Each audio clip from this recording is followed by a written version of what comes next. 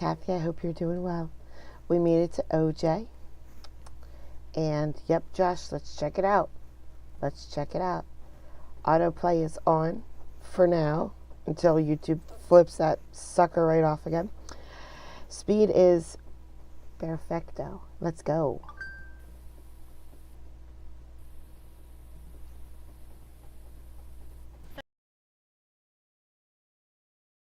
Craig Fiato and Larry Fiato. I have the speed set to 1.25 to get through the OJ trial, which is very slow at times, most of the time. If you hit a lawyer like her that's speaking too fast for you, slow your speed down on your browser to 1 or to 7.75, and then you'll be normal. I'm not going to slow it down for everybody, but you can slow yours down. And I'd like to break them down and deal with them separately.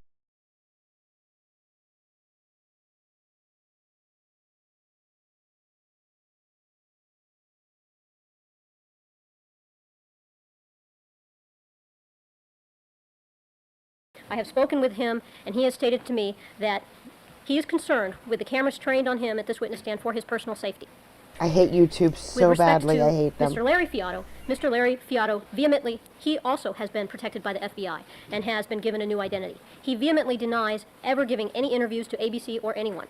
He is concerned for his safety as well and feels that if his likeness or voice would be broadcast, it would jeopardize his safety. And based on those reasons, the government believes that there is sufficient cause to prohibit broadcast media of these witnesses' likenesses. All right. Any response? Your Honor, it's a very short time. We tried to reach folks at ABC to confirm.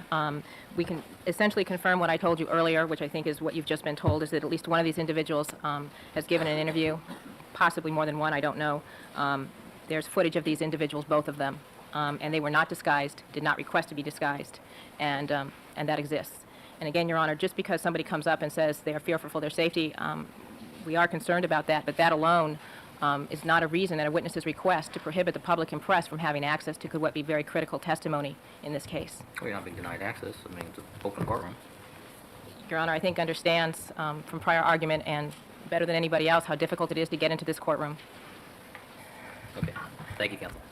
Your Honor, we have a slightly different position. That is, we do not have any change in our previous position regarding the photographs of the Fiatos, but we do believe that the audio should be broadcast, and if the court wants to somehow muffle the voice in some way, but I don't think that's really an identity issue. But I would also like to be addressed on the scope of the direct examination as it relates to the issues that have been raised by the United States Attorney. First, I have to ask, is the Fiato brothers a fake name? Because they can't honestly think that they're keeping it protected and secret. They're discussing it in the O.J. Simpson trial, which is on every TV in America. So I don't understand what's going on with the secrecy about these two.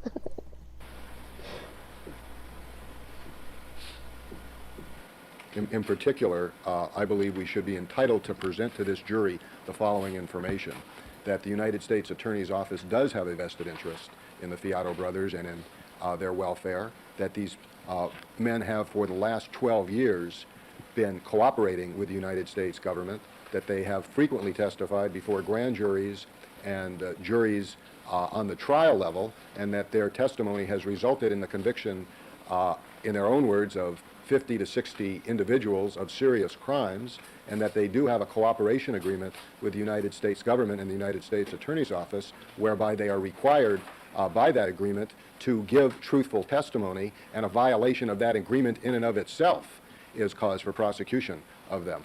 And I think those issues are very important for the jury to hear, not for purposes of identity or disclosure, but for purposes of credibility, because we believe that without any question, based on the interviews from the District Attorney's Office, that they will directly contradict and impeach Detective Van Adder, and their credibility then becomes an issue. Your Honor, I am unaware of any plea agreement or cooperation agreement that the Fiato brothers have with the United States Attorney's Office. That doesn't mean that it doesn't exist, but for the record, I'm unaware of any cooperation agreement. Your Honor, I don't anticipate any position being posited by our office that the Fiato brother or brothers are untruthful, based upon the review of what they have told us in the interviews, at least in which I participated. It seems to me that the law is quite clear that until their credibility is attacked, there's no need to rehabilitate their credibility. The issue is, was a statement made, or were statements made, the context in which the statements were made. That seems to be the bottom line, short and simple. All right. Thank you, counsel. Your Honor, in that regard, then, if there is not going to be any issue as to truthfulness, we would be willing to stipulate that the interview that was conducted by Mr. Hodgman and Mr. Kelberg on September the 13th, which takes about 27 minutes, be played to the jury. And we have no need to call the witness or jeopardize his life whatsoever. We're talking about Larry Fiato's? Yes, yes, Larry Fiato's interview that you conducted.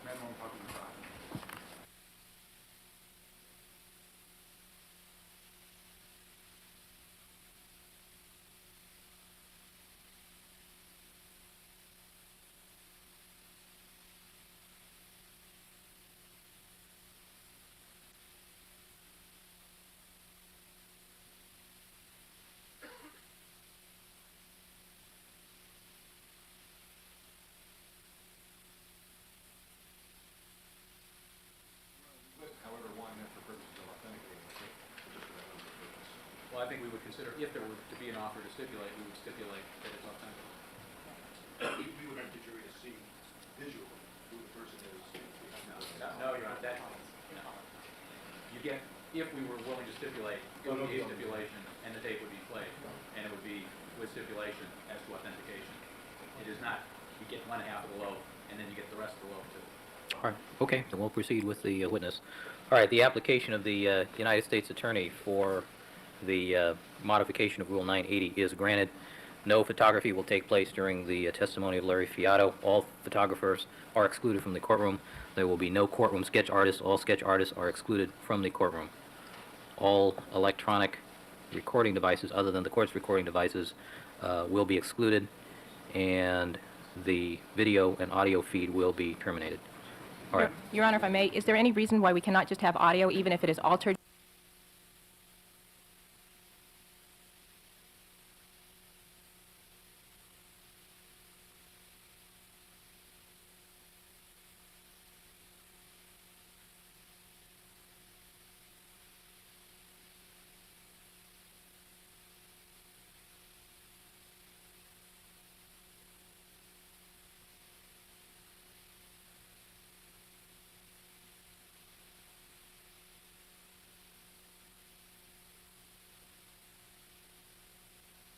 Remember all my admonitions to you: don't discuss the case amongst yourselves, form any opinions about the case, don't conduct any deliberations until the matter has been submitted to you, do not allow anybody to communicate with you with regard to the case. As far as the jury is concerned, we'll stand in recess until 9 o'clock. As far as counsel is concerned, as soon as the jury is clear, we'll reconvene on the other matters. All right? See you tomorrow.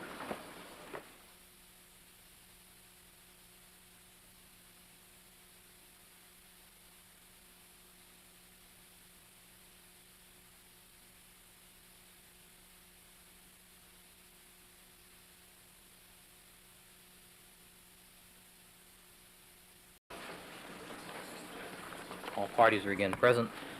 All right, counsel, our agreement was to have our discussion regarding Dr. Whitehurst at this time. I'll hear from the defense first, since they are the party proffering the witness. Thank you, Your Mr. Honor. Blakey, good afternoon. Initially, I would like to present to the court Mr. Stephen Cohen, who is a member of the Washington, D.C. Bar, who is Mr. Whitehurst's attorney, and asked me to request that he be allowed to represent Mr. Whitehurst in this proceeding should we need any input from him. Certainly. Good afternoon, counsel. Also, there are a number of things pending with respect to Whitehurst and the issues that are raised by Dr. Whitehurst. And we issued 4 subpoenas. Actually, there were 2 sets of 2. They were identical. There was one subpoena that called for a great deal of information. Then there was a second subpoena after we had interviewed Dr. Whitehurst that made some specific requests that were in addition to the general requests. Both of those subpoenas, we served some on the FBI and on the Department of Justice, which is the agency that is responsible for the Office of the Inspector General. I was handed this afternoon a response to, or a brief that the federal government filed as to our subpoenas, and I have not had a chance to go through it carefully, but I have read the first part of it. And it appears that they have broken up the information into several categories, some of which they're asking you to review in camera. which I assume is the large package that you have there, because that's a lot larger than what they've provided to us. What I would suggest is that I be permitted to proceed with our proffer as to what it is we would like to recall Agent Martz for and what we would like to call Dr. Whitehurst for. And hopefully that will frame the issues well enough that it will save you some time, save the court some time in going through these materials to determine what might be relevant. I would, however, in light of the brief that we received, and I don't know whether there are other documents that are in the process of being produced to us, but I would like to also reserve the opportunity to add to that based on new information if I get something tonight, perhaps tomorrow. All right, that makes sense. First, it's important to point out that we became aware of Dr. Whitehurst only last week when there was a television show on Primetime Live that reported a series of allegations that Dr. Whitehurst was making against members of the FBI and specifically members in the crime lab of the FBI. Dr. Whitehurst is he has a PhD in chemistry that he received in 1980. He joined the FBI in 1982. In 1986, he was assigned to the crime lab in Washington, D.C., specifically in the materials analysis unit. His area of specialty was explosive residue analysis and explosive analysis. He worked on bomb cases where they would be required to analyze the remnants of bombs or bombs that had been unexploded. He is also in his 4th year of law school at Georgetown University. During the course of his employment at the crime lab, which has been from 1986 to the present, he has had extensive contact with Special Agent Roger Martz, who testified in this case.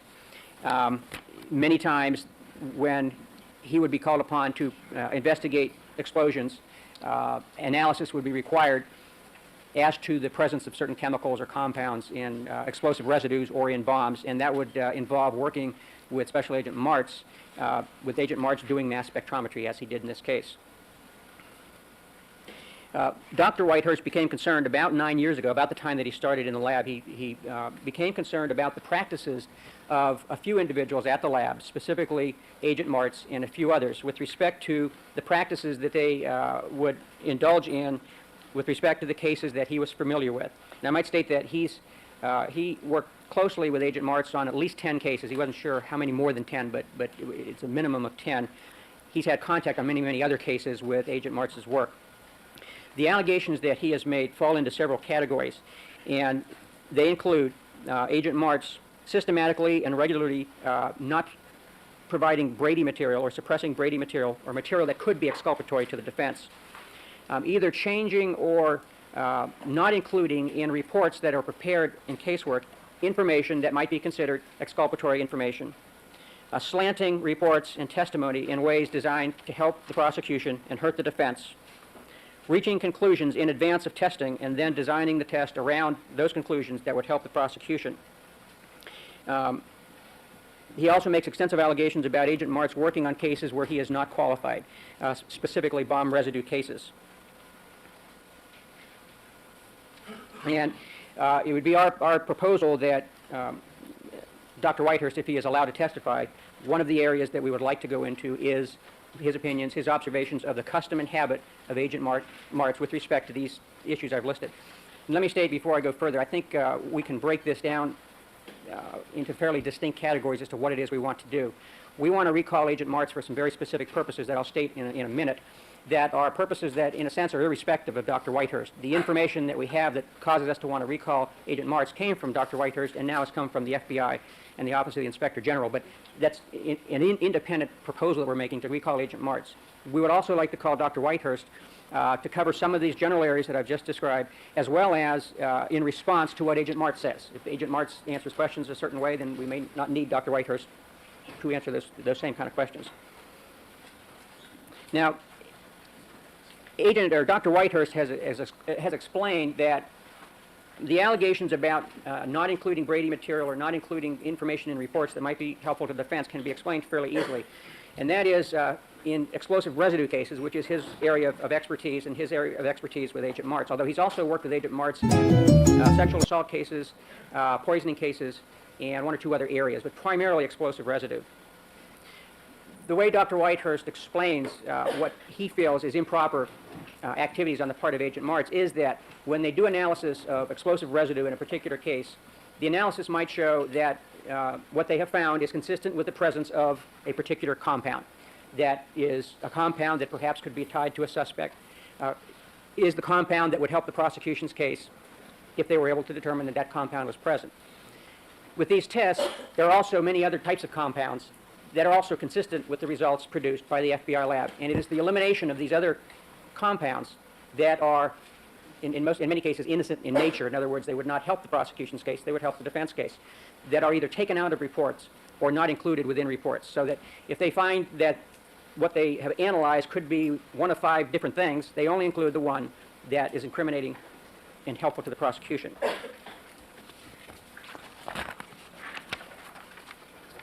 Now, under Evidence Code Section 1105, it is our position that these are repeated situations that have a regular response by Agent Martz and the crime lab that fall in the category of habit and custom, and we are entitled to present that information to the jury as it might reflect actions in conformity with their habit and custom in this case. Now, I might point out that as a result of Dr. Whitehurst's allegations, the Department of Justice just announced yesterday that they are convening an independent panel of scientists to review the work done in the crime lab. Now, getting specifically to Agent Martz, you might recall that some of the points that we felt were relevant with Agent Martz and that I attempted to bring out in my examination of him were that he had designed the testing in this case intentionally to fail. In other words, the test was not designed in a way that it would find EDTA in the best possible way. In other words, the testing was not very precise, was not very scientifically precise. It was designed to fail. Another point that we attempted to make with Agent Martz was that with a test that was designed, he was looking for basically 4 things, as the court might recall. And it was our position that once he found the first 3 things, he stopped looking for the 4th thing in any kind of an effective way at all. You might recall that was the 132 daughter ion that he admitted he had not specifically looked for that. He had tried to do it full daughter ion spectrum. We also attempted to make the point that Agent Martz was biased toward the prosecution, and particularly after we had the morning break after my first session with him, where he acknowledged that he had changed his attitude and became more hostile, and I think he made a comment to the effect that he wanted to tell the truth more, or he didn't feel like the truth was getting out with the answers that he had been given previously. We also brought out the fact that he had destroyed data, and it's important to understand that it was not just the digital data from the computer that we maintained he improperly destroyed, but it was also one full daughter ion chart, on a piece of evidence in this case that he said he didn't print out the chart because he didn't see anything there, so he didn't see any need to print out the chart. We also raised the same issue about not recording testing that he had done with respect to his testing of his own blood, where he produced charts but no work papers. He didn't write anything down about the conditions under which he had done those particular experiments. And he also testified that he had done experiments on old blood that he knew would have had EDTA in it, to determine whether or not he could detect it after a period of time. And he admitted in his testimony that he had not written any of that down, had not made any record at all of that testing that he had done in connection with this case.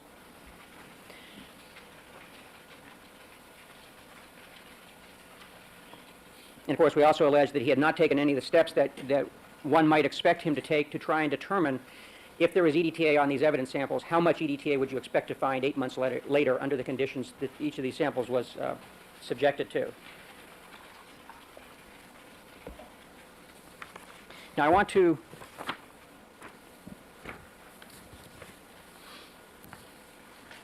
give a specific chronology of the information that we received from Dr. Whitehurst with respect to Agent Martz's performance in the Simpson case. And this is the main reason we want to call Agent Martz back to the stand. Apparently, during the time that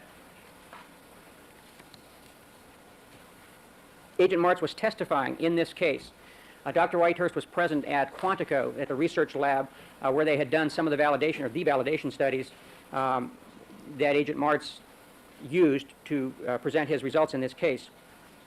There was apparently allegations made in the last couple of days.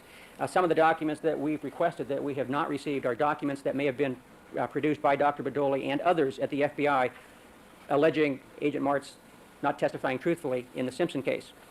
In any event, on August 30th, 1995, a memo was written by K.W. Nimitch, N-I-M-M-I-C-H, who is the head of the research lab at Quantico, or the acting head, I believe, to Mr. Ulrich, A-H-L-E-R-I-C-H, who is the acting head of the entire lab.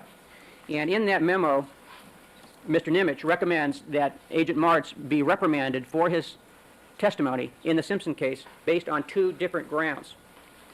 The first ground that's cited in the memo cites a portion of MAOP, which I assume is some sort of operating procedure regulation or something that governs notes made during investigations. And this letter recommending reprimand talks about that an agent's, quotes from that regulation, an agent's notes of a precise character made to record his or her own findings must always be retained. Such notes include, but are not limited to, accountants' work papers, notes covering such matters as crime scene searches, laboratory examinations, fingerprint examinations. If a doubtful situation arises, resolve the question in favor of keeping the notes. And it points out that Agent Martz did not adequately preserve records, although it talks in the context of the underlying data that was not saved on the computer. The memo doesn't specifically direct other records of the testing that we brought up that were not preserved at all, which in my view are more significant failures to comply with their regulation. The second area of concern of Mr. Nimitz is Agent Martz's testimony about the Bye, validation Terry study love. that See he ya. did vis-a-vis the validation study done by Quantico. The memo describes what Agent Martz did and what was done at Quantico in the context of Agent Martz, in conducting the examination for EDTA, had research chemist Mark Miller, who I assume is from Quantico, working closely with Agent Martz in setting up the protocol to do this testing. That chemist Mark Miller conducted experiments to optimize the instrumental conditions for the analysis, and that he worked closely with Agent Martz to do this. Further, a report, according to Mr. Nimitz, a report was sent to the chemistry toxicology unit, which is the unit that Agent Martz was the acting head of, stating what the protocol was. This is our recommendation for the procedure that you should use, you, Agent Martz, should use in this case. The procedure itself was the procedure that had been validated at Quantico. And he points out that Mr. Miller had worked alongside Agent Martz for 2 days while conducting this initial examination.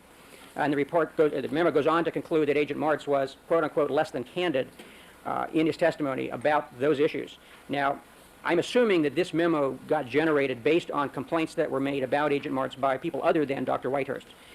Dr. Whitehurst, at that point in time, had long since been in touch with the Inspector General's office through the Department of Justice and had been providing them with information about the Simpson case as well as other cases that I'll talk about in a minute.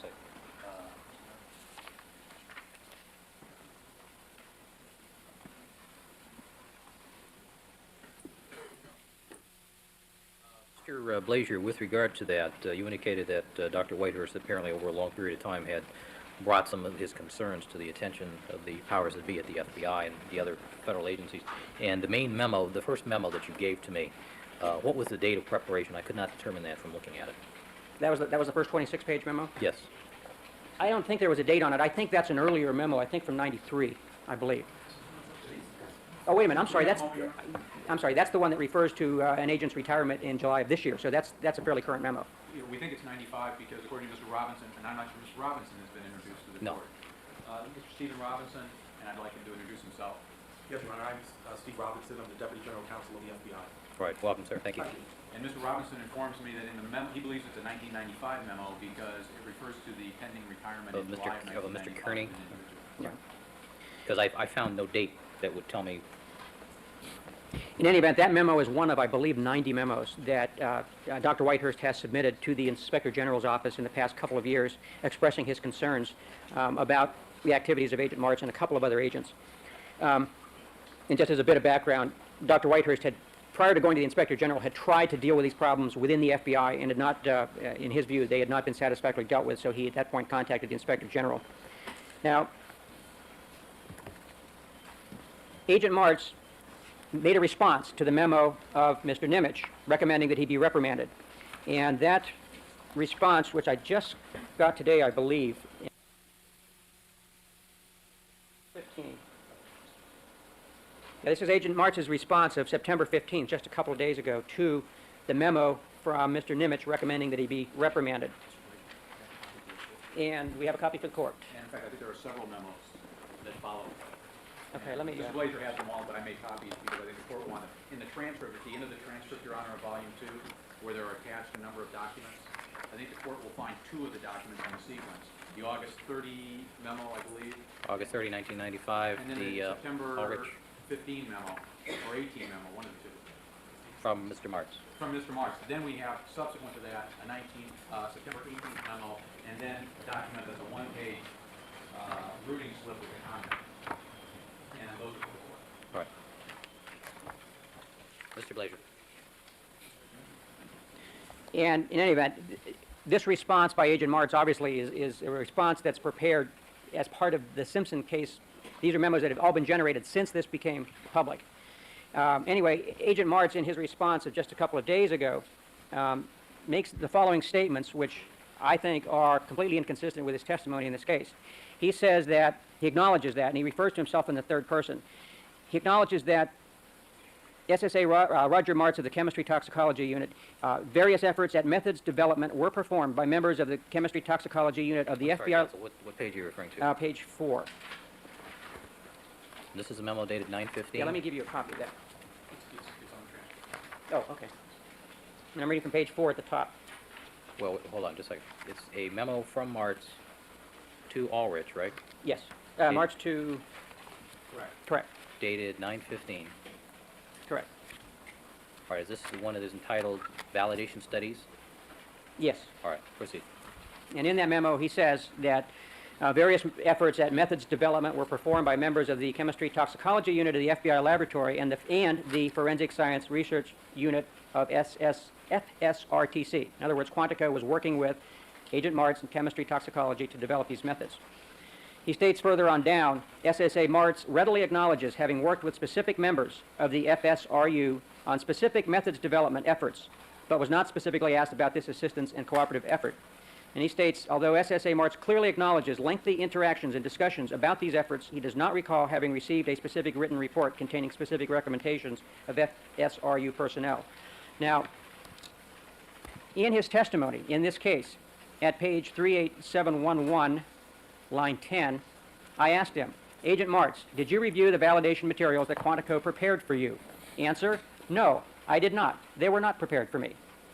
And later on, in page 38712, line 16, Agent Martz indicated Quantico's testing was done to determine whether or not a procedure could be developed to give to another laboratory to do the testing.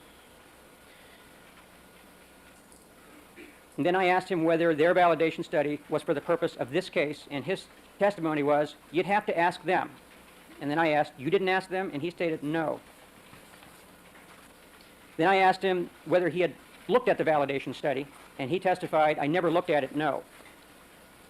And it's our position that that testimony is simply not true.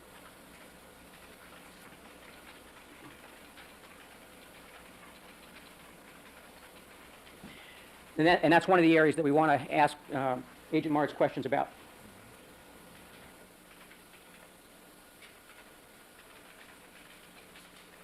And if it wasn't clear, Nimich's memo points out that Quantico was working side by side with Agent Martz, and Quantico developed a validation procedure that Martz used but took credit for on his own. Now, there was another case, the World Trade Center case, that will tie into the Simpson case in a second. The World Trade Center case was a bombing, of course, that took place in New York in 1993. Dr. Whitehurst and Special Agent Burmeister, who's also an expert in explosive residue analysis, were assigned to work on that case in the field in New York. Agent Martz was also working on the case in the laboratory in Washington. It became important to determine whether among the debris at the World Trade Center they could find a compound called urea nitrate, which is a compound that can be used at explosives. And that would have been helpful to the prosecution's case had they found that compound. Agent Martz attempted to develop a protocol to identify the presence of urea nitrate, and he developed a protocol that involved mass spectrometry that he believed if you saw the appearance of one particular peak, he could then conclude that the material tested was consistent with the presence of urea nitrate. Dr. Whitehurst and Agent Burmeister were very concerned that this particular protocol did not do what Agent Martz claimed that it would do, that it would not identify that particular compound, that it could not distinguish between urea and nitrate. Because of that concern, Dr. Whitehurst and Agent Burmeister prepared what amounts to a blind test. They prepared a sample of urine that was allowed to evaporate and acetone was added. Mixed with fertilizer. Yeah, and they prepared a second sample of fertilizer that just had nitrate in it.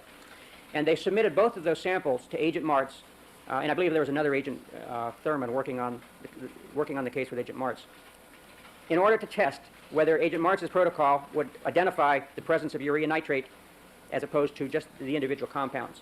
Well, when the two items were tested, Agent Martz took the position that his test worked, he found urea nitrate, and we can go forward with further testing. It was at that point that Agent Whitehurst, Dr. Whitehurst, and Mr. Burmeister told him that no, what we had provided was just urea and just nitrate. Your test doesn't work. It cannot distinguish between the compound that would help the prosecution's case and other chemicals. And incidentally, it's important to understand that in the World Trade Center bombing case, there were broken sewage lines that caused a lot of human waste, urine, etc., to be in the area of the bombing. There also was an indication of the suspects. I'm sorry. I know at the location of the suspects. Yeah. There were other containers of this. Okay. I understand the significance. Okay. And also, but there was also, nitrate was a very common thing that might have been innocently there at the crime scene. So they had a long discussion and an argument about whether Agent Martz's protocol should be used, and Dr. Whitehurst indicated at the end of that discussion that they were under the impression that Agent Martz agreed that this was not going to be satisfactory to use in the case and was not going to be used. It was some time later that the reports that the FBI intended to use in that case came through the mill, and they were signed off by Agent Martz, and they took the position that this test that Dr. Whitehurst and Mr. Burmeister had thought they had convinced Agent Martz was not an adequate test. The report had that test in there, had results based on that test, did not provide information to the effect that, by the way, these other things, these other innocent things that are probably all over the place there would give you the same signals as what we got here. Dr. Whitehurst complained about that, and eventually the reports were given to Dr. Whitehurst and Agent Burmeister to correct, to make them accurate, if you will. Now, we have asked for the reports that were originally submitted after they had the discussion with Agent Martz, and we've asked for what the corrected reports are, and we have not received those as of yet. I don't know whether there's an objection to those particular reports, but we don't have those yet, so we don't know what the exact language was.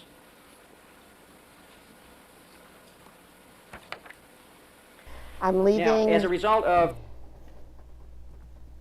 I'm leaving just 2 minutes early today because I'm going to start my car. So it's nice and warm when she gets there. So I'm taking my daughter to work in the ice cold. I don't know what it is outside, but I know it's going to be cold. But you know what? I still don't need my coat. I'll see you guys in a few minutes. Behave, okay? Agent Martz's activity in the World Trade Center case, Dr. Whitehurst made a number of complaints, and I think you've reviewed part of the litany of the complaints that were made by Dr. Whitehurst. We know that Agent Martz was aware of the fact that complaints had been made and that he was under investigation for the substance of those complaints at the time that he testified in this case in July. One of the reasons we know that is that we have a young man working for us, Gary Randa, who is the son of Kathy Randa, who, among other things, has the responsibility of escorting witnesses from the airport to their hotels or to court as necessary. Mr. Randa picked up Agent Martz in July prior to his testimony in this case. As they were driving from the airport to the hotel, Agent Martz, they were making some small talk. Agent Martz told Mr. Randa about his family, and then Agent Martz started to make some comments about Dr. Whitehurst. He expressed his concern that Dr. Whitehurst not talk before he was done testifying in the Simpson case. Now, it's our supposition that Mr. Martz didn't realize that Gary Randa was working for the defense. In any event, there was clear conversation by Agent Martz that he was concerned about the Whitehurst allegations coming up, becoming public, at the time he testified. It's our position that, oh, by the way, and the very next time that Mr. Randa picked up Agent Martz to go somewhere, Agent Martz didn't say hardly anything to him. Mr. Randa has described that his demeanor completely changed, that he did not say anything about anything of significance. It's our position that we should be allowed to recall Agent Martz to probe into his bias and his state of mind at the time he testified in this case, vis-a-vis his fear his knowledge that he was being investigated, his fear that allegations might become public. Obviously, that's going to result in certain pressures on him to testify a particular way. These are all issues that, had I known about them at the time, I think certainly would have been proper to bring out to the jury that these were things that might affect his credibility. These are things that would show bias and interest on his part. Now, another area, Agent Martz, when he testified in this case, was the acting chief of that particular section. He had been appointed acting chief, I think, about 60 or 70 days before his testimony in the Simpson case. Within a week, I believe it was within a week after his testimony in the Simpson case, he was demoted. He was no longer the acting chief. He was back to the head of the chemistry toxicology unit. We maintain that certainly there is a reasonable inference that if Agent Martz was so concerned about the Whitehurst allegations becoming public that he would express it to Mr. Randa, that he also would have expressed it to the prosecution in this case. And we should have been, if that had happened, that we should have been advised of that as potentially Brady material. I don't know that that's true or not, but I think that's one inference that is reasonable to argue. Now, with respect to, so I guess if I had to sum up why we want to recall Agent Martz, it would be to show the violations of their own regulations with respect to record keeping, the inaccuracy of his testimony about the validation study done at Quantico, and his bias and interest at the time that he testified because of the Whitehurst allegations that were pending against him. Now, one other area that we want to go into with Agent Martz concerns the World Trade Center case. If you'll recall, the prosecution spent much of their time cross-examining Dr. Reeders about the Sconce case. And one of the allegations against Dr. Reeders that was presented to this jury was to the effect that Dr. Reeders had made a determination that oleander might be present in tissue samples based on inadequate tests. In other words, he had not performed enough tests to reach that conclusion. He should have done more testing. That was bad. Therefore, the jury should take that as some indication of lack of credibility or competence in this case.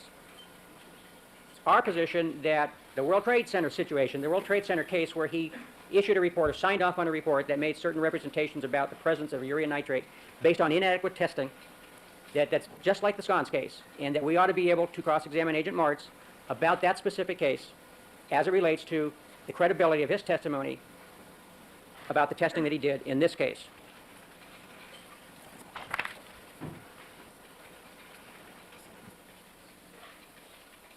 Now, as to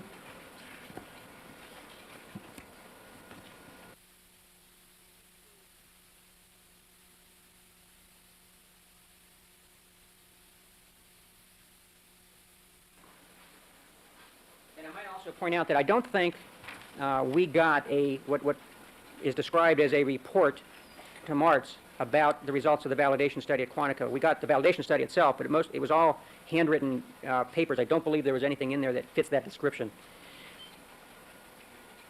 Now, as to Agent Whitehurst, we would propose to call him after Agent Martz to testify, and again, it would depend on what Agent Martz testified to about the various areas that we want to go into with him. That would determine certainly what we could go into with Dr. Whitehurst about those specific areas. If we felt Agent Martz was untruthful or made statements that were inconsistent with statements that may have been made in Dr. Whitehurst's presence, then presumably that would be one area of examination of Dr. Whitehurst. And we would also propose calling Dr. Whitehurst, who has had extensive contact with Agent Martz, worked with him on many cases, to testify with respect to Agent Martz's character for honesty and veracity, the existence of any bias, interest, or motive, the categories that I talked about at the beginning. Slanting research, slanting his position to favor the prosecution and hurt the defense. There was one phrase that Dr. Whitehurst has heard Agent Martz use on many occasions, and that is, "It's good enough for me."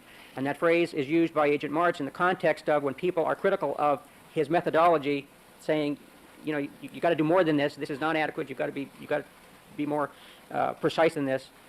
His response is, "It's good enough for me." Now, the memos that some other memos that we got today, which you may not have, you probably don't have, in my view I would describe them as let's circle the wagon memos. There's a memo from Mr. Nimitz to Mr. Ulrich, dated yesterday, the 18th, which states that the use of the terminology in the earlier memo, less than candid, was meant to imply a posture of enhanced self-importance rather than a misstatement of factual data. He also recommends, however, in this later memo that we feel was written for the purpose of trying to keep Agent Martz from being recalled in this case and trying to minimize the seriousness of his testimony in this case, or the mistestimony, if you will, state that the manner in which Special Agent Martz described these events during his testimony should be discussed and clarified for future testimonies. Your Honor, did the court get the I gave Mr. Glaber a copy that was intended for the court of that and the subsequent memo. I wasn't sure if they were given to the court. I don't believe I've seen that. I think I just got one. You had I gave you a copy in discovery, but what I handed to you was intended for the court. You Okay. This is what you handed to me, was these two. May I give these to the court? Yeah, that memo is not in there, I don't think. Is it?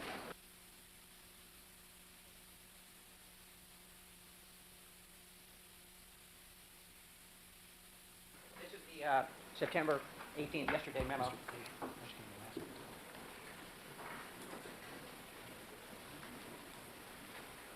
And I'm also presenting to you a one-page memo. It actually looks like a circulation sheet where they just write the note and you send it around, from Mr. Ulrich, directed to Randy, who is Randy Murch.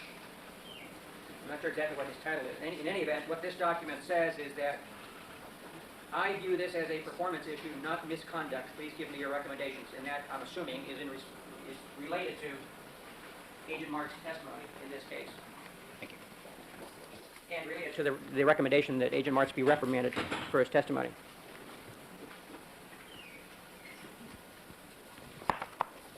Now, we have asked for a number of materials in our subpoenas, including personnel records of Agent Martz. We've been provided with partial documents. Some of the documents we have huge black areas in them where things have been blacked out. I of course don't know what's in those part of the documents, but we've been able to piece together this whole chronology from the information that we have been provided both by Dr. Whitehurst and now through the FBI and the Inspector General's office. It's our position that this is very relevant, important testimony. It can be done quickly. We would propose that we call Agent Martz to testify in the limited areas that I expressed to you, and that we then be allowed to call Dr. Whitehurst to testify in the broader areas, as well as to rebut anything that Agent Martz might testify to that would be proper for him to comment on. I don't think it will be tremendously time-consuming. It's broken down into fairly logical groups, and that would be our proposal with respect to both Agent Martz, who we would call first, obviously, and Dr. Whitehurst. Just may I have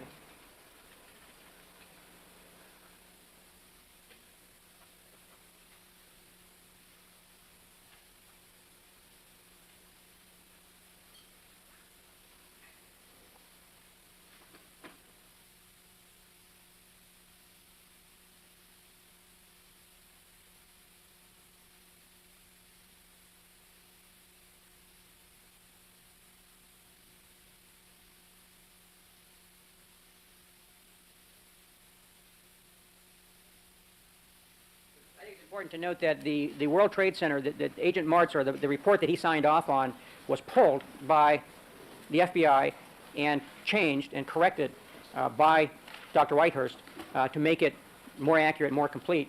And we would argue that during the time of his testimony in this case, Agent Martz was presumably up for being appointed the chief rather than acting chief, that he was a candidate for that promotion.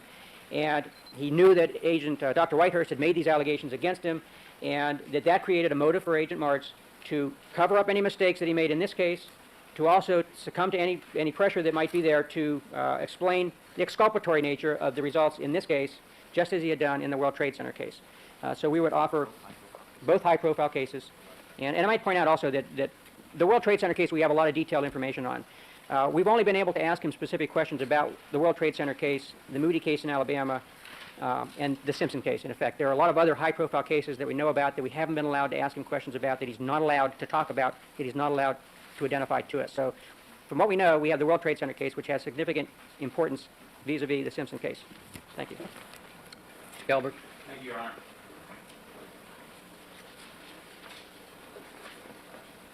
Your Honor, if it didn't ruin my weekend, actually speaking to Dr. Whitehurst, I found to be an interesting experience. And I view him as a sad figure, a tragic figure in my mind. He is a man who has a very difficult time moving from his concepts of pure science to the field of applied science in forensic settings. And let me give you an example. I don't know if the court's read the transcripts, but let me give you a couple of examples. He is going to law school. And if the court looks at my examination near the end of the second transcript, you'll find out that the reason he is going to law school, he's in the 4th year at Georgetown Law School, is because he's searching for answers. He doesn't understand what he can say as an expert, when he should say things as an expert. And he doesn't understand. And at one point he asked to have an opportunity to speak with me when this case is over, for me to give him the answers. Very tragic, Your Honor, because obviously I don't have the answers, but the real answer that I think is applicable is that pure science and forensic science are not coexistent in their approaches.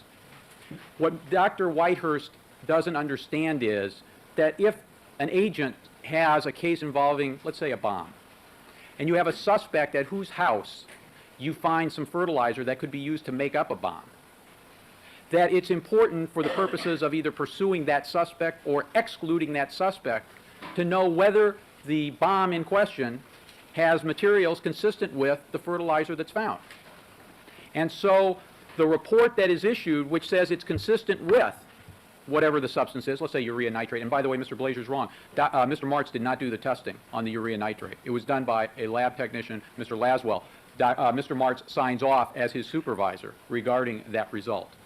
But the point is that what Dr. Whitehurst believes needs to be said is that whenever you say it's consistent with something that may be inculpatory, it's mandatory that the report say also what it is consistent with, which may be exculpatory. And Dr. Whitehurst tells us it is well understood by scientists that if you say something is consistent with, you are not saying it is that something. That it only is consistent with being that, but it can be other things. The memo I asked the court to read, the 26-page memo from Dr. Whitehurst, tells the court how Dr. Whitehurst uses terms fabrication of testimony, perjured testimony, fraud on. Dr. Whitehurst calls the jury the customer. That's in the transcript, in the area where I examined him. He's asked what his job is for the customer. Who's the customer? The jury. The jury needs to have all of the facts. Well, his problem is he doesn't understand that in an adversarial system, the jury will get all the facts through cross-examination. He acknowledges that cases are not tried on reports, and that a report in no way is going to be complete as to all possibilities. But for that agent in the field who needs to know, hey, is there something further to pursue with this person or to exclude this person, I need to know, is this consistent with? And by the way, there is nothing that has been identified from Dr. Whitehurst that says that, in fact, it was ever said in the urea nitrate tests by Mr. Laswell in the report signed off that it was urea nitrate to the exclusion of all others. Now, I analogize Dr. Whitehurst's confusion to the confusion in an area where I think I do have a little bit of expertise, and that is forensic psychiatry. This court, I'm sure, is well aware that for years and years and years, the experts in mental health, psychiatrists and psychologists, have argued that when they have to evaluate people for their mental well-being and then come into a courtroom and apply what the law is concerned about, which has to do with mental states, separate from the psychiatric evaluation of any psychiatric condition, things get twisted and perverted. And they have a very hard time understanding this. That is Dr. Whitehurst's bottom line. What he knows about the Simpson case, he has told us. He has not one iota of basis on which to question the bottom line from Roger Martz that those stains on the gate, those stains on the socks did not come from EDTA preserved blood. If I may briefly, it's one page. Tells you everything that he can tell you about what is really important. Did those stains come from EDTA preserved blood? Page 281 of the transcript. Starting on line 8, my question. Line 4, do you consider your PhD in quantum chemistry to qualify you in the analysis of biological fluids for the presence of EDTA? No. Do you consider yourself to have the qualifications based upon anything, education, experience, or training, to allow you to undertake an analysis of biological fluids for the presence of EDTA? No.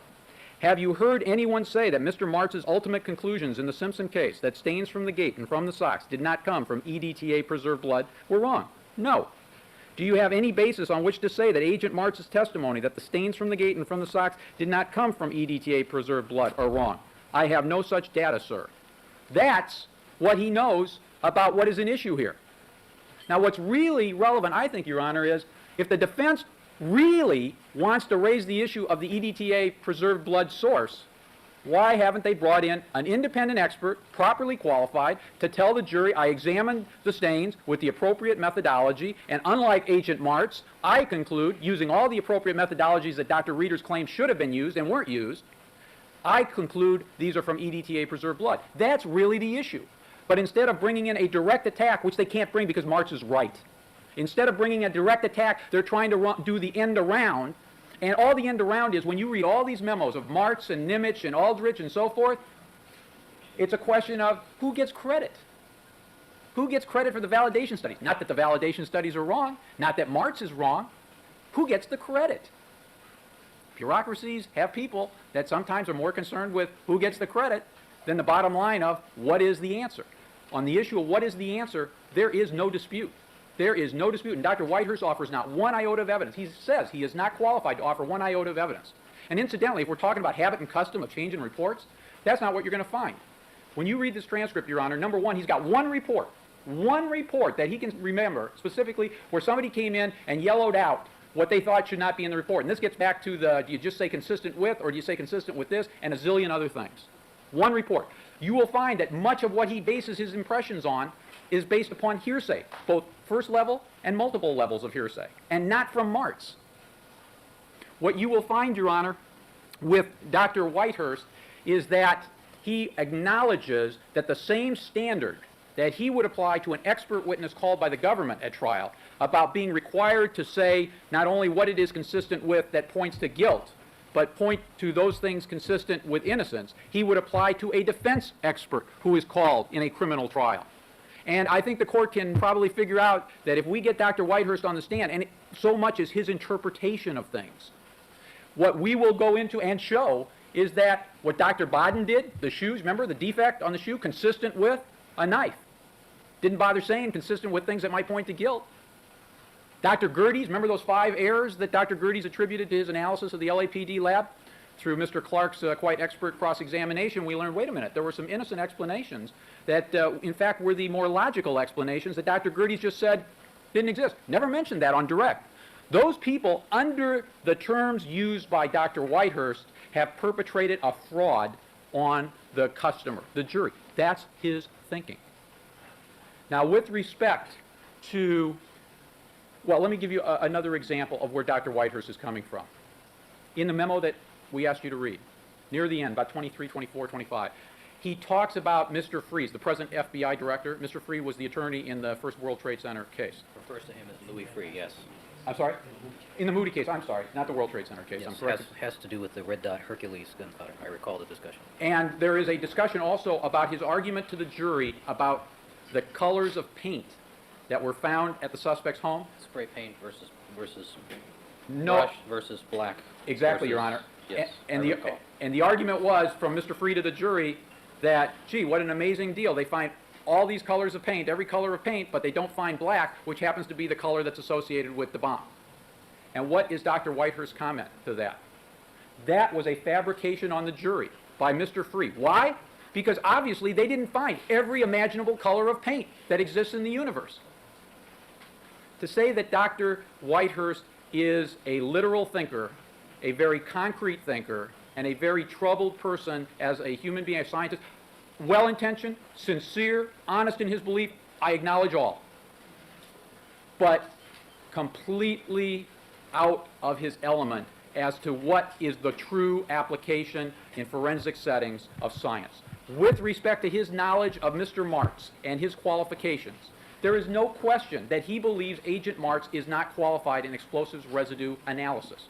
And the reason, as you will read in the transcript, Your Honor, because he has not completed the exact identical protocol that exists in the materials analysis unit, which is the unit that is the unit within which Dr. Whitehurst does his work. He has not done that protocol. I have memos that I'm going to ask the court to read where Agent Martz spells out his training and experience to do explosives residue analysis. But Dr. Whitehurst takes the point of view that because he believes Martz is unqualified, when Martz gets on the witness stand and testifies as to any conclusion, Martz is perjuring himself. Martz is fabricating. testimony for the jury. And then I asked Dr. Whitehurst during my portion of the questioning, well, doctor, can you acknowledge the possibility that someone could honestly believe they were an expert in the field, even if you didn't think they were, that they honestly believed they were? He acknowledged that that was possible. And that a person could honestly believe as an expert in the testimony that was given on the subject? That was possible. If somebody did that, if Mr. Martz felt that way, honestly believed he was qualified, even though you didn't, and he honestly gave answers that he believed in, sir, in your judgment, is that perjury? Is that fabrication? No, that is not. Now, I don't think we're here to try World Trade or the Moody case or really anything more than what is on the court's plate as the court presently has it. And when you get to the bottom line of all of Dr. Whitehurst's material that he can offer nothing on Simpson. There is no habit and custom. Gee, habit and custom? Here you've got this trail of paperwork that shows that the FBI was going to recommend some kind of disciplinary action against Martz. Martz gets an opportunity to offer his explanation. That explanation is reviewed and assessed. And when you get down to it, and you have to read all the memos, these new ones that we've just given the court, you find that it's all semantics and who gets the credit.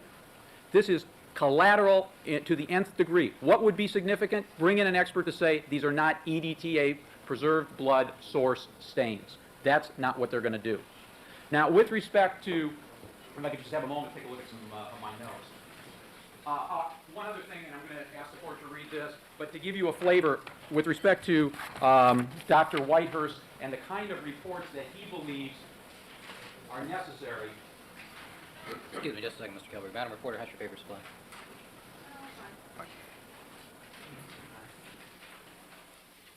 Incidentally, well, I recall, all of the memos involving Martz and this issue start with, on the August 30th memo, that his testimony was reviewed.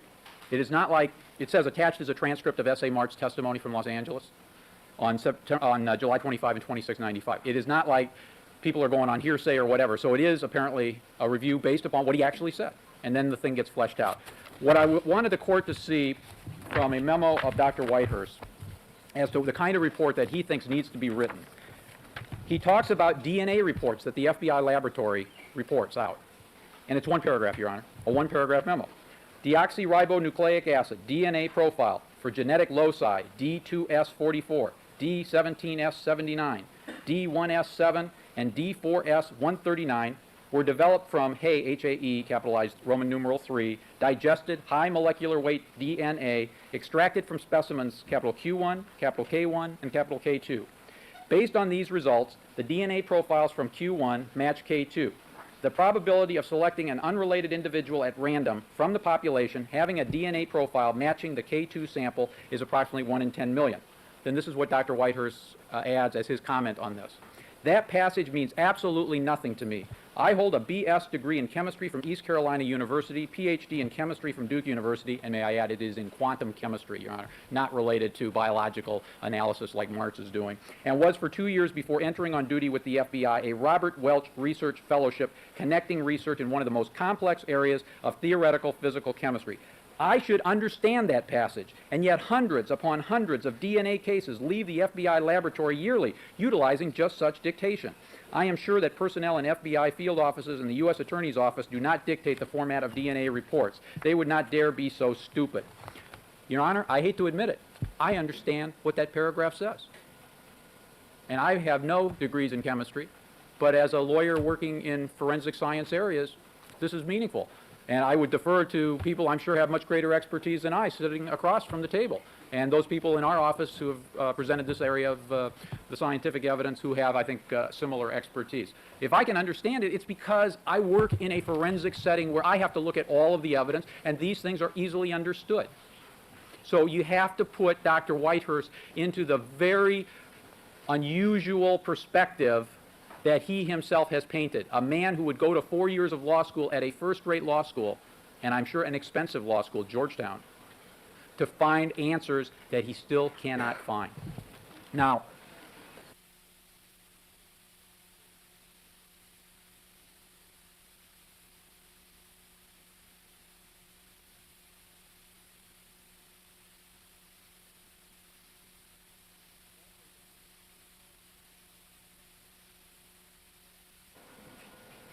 Also, Your Honor, because the defense would suggest that, may I put this on the railing? Because the defense would suggest through testimony from Dr. Whitehurst that the FBI is not interested in the truth, but only interested in convicting, I would go into page 282. I thought it might be worthwhile, Dr. Whitehurst, do you know Mr. Bosiak? Do you know Mr. Diedrich? Because he had been asked, I think, by Mr. Blazier, questions regarding the reputation of Mr. Martz. Mr. Bosiak, do you know him? Yes, I do. Have you ever raised any concerns about the quality of the scientific work performed by either of those two gentlemen? I should back up. Mr. Diedrich, do you know him? Yes, I do. Mr. Bosiak, do you know him? Yes, I do. Have you ever raised any concerns about the quality of the scientific work performed by either of those two gentlemen? Not at all. And have you heard of any complaints raised about the quality of the scientific work performed by either such gentlemen? Not at all. And have you heard, on the other hand, favorable reviews of the quality of the scientific work performed by either of those individuals? High praise, sir. And have you heard their reputation in the scientific community regarding their quality as scientists in their areas? Yes, I have. And what is that? Only high praise is all I've heard. If Dr. Whitehurst is allowed to testify to suggest that the FBI is not interested in the truth, I fully expect to cross-examine him regarding his knowledge of the reputations of two of the FBI's finest scientists who have given this jury the benefit of their expertise. Now, Your Honor, on the issue of the readers, Sconce, Oleander, I just wanted to frame it in the way that I think is most helpful. I don't know if the court will remember this, but I kind of remember it because I think I had just been, I think the Friday before, the brunt of some difficult examination with Dr. Bodden. And I think Ms. Clark then had the benefit of coming up on Monday with Dr. Reeder's Part 2. And in her efforts to question Dr. Reeder's about sconce, I recall quite vividly the court, with no disrespect intended, showing some degree of irritation with the extent of this questioning, saying to Ms. Clark, when are we going to try the Simpson case? And, Your Honor, that's what this comes back to. If you really have something to put on, you don't put on trying the Moody or the World Trade Center case as to an analysis which was not done by Martz. He only signs off on the report. I'm sorry, Mr. Robinson helps me out by pointing out that, of course, it is in a completely different area. Dr. Reeder's, at least, is supposed to be qualified in the area of the oleandrin testing, which should, in our judgment, have been done by the very technique which Martz used in the Simpson case. What we were really trying to show with sconce is that Dr. Reeder's was out of touch with modern scientific techniques. That what he used were techniques of the 60s, I'm talking about thin layer chromatography, infrared spectroscopy, I believe, and there was a third test, the title of which escapes me at the moment, but that he used these to say that this was not detection of oleandrin, but identification of oleandrin. And I will tell this court right now, this is not going to be any short hearing if the court allows either of these gentlemen to testify, because we will bring Dr. Henyon back. Dr. Henyon has reviewed the EDTA material. Dr. Henyon says Martz's ultimate conclusion is correct. Those stains on the gate, those stains on the socks did not come from EDTA preserved blood. He will also tell this court and jury that Dr. Reeder's use of the techniques he used in 1988 on the sconce case were out of date for the purpose of identification. They can be used as screening techniques to see whether you may have the substance, but not for identification. Now, what's interesting to me is, in the Simpson case, what is Martz saying? Martz is not saying that the results he got from the stains do not include EDTA. He is saying that it is possible there is EDTA in the stains. And I think the court has a vivid memory of his conclusion in that regard. But what he said was, when you run EDTA preserved blood through the mass spec, and you look at the peak heights for the EDTA preserved blood, It's off the scale. It's off the scale. And Dr. Henyon says that conclusion, based from that comparison, is sound scientifically. And that the conclusion, it shows these were not EDTA preserved source stains, is a reliable and valid scientific conclusion. But if Martz comes back, if the court thinks that Martz can testify about who should get credit for what, and you have all these memos trying to sort it out, and if Martz can be questioned about World Trade or any of these other cases that he has done, this will not be short. There will be rebuttal by the prosecution with Dr. Henyon, and I submit to the court, this is collateral to the key issue. Defense has perfect ability, bring in an expert, tell this jury it ain't there. That is, the evidence to say this is not EDTA preserved blood as a source for the stains is not reliable and valid. You bring somebody in, do the tests, come in, give the opinion. That's what's central. This is collateral to, I need not say, a jury that wants to start deliberating on this case.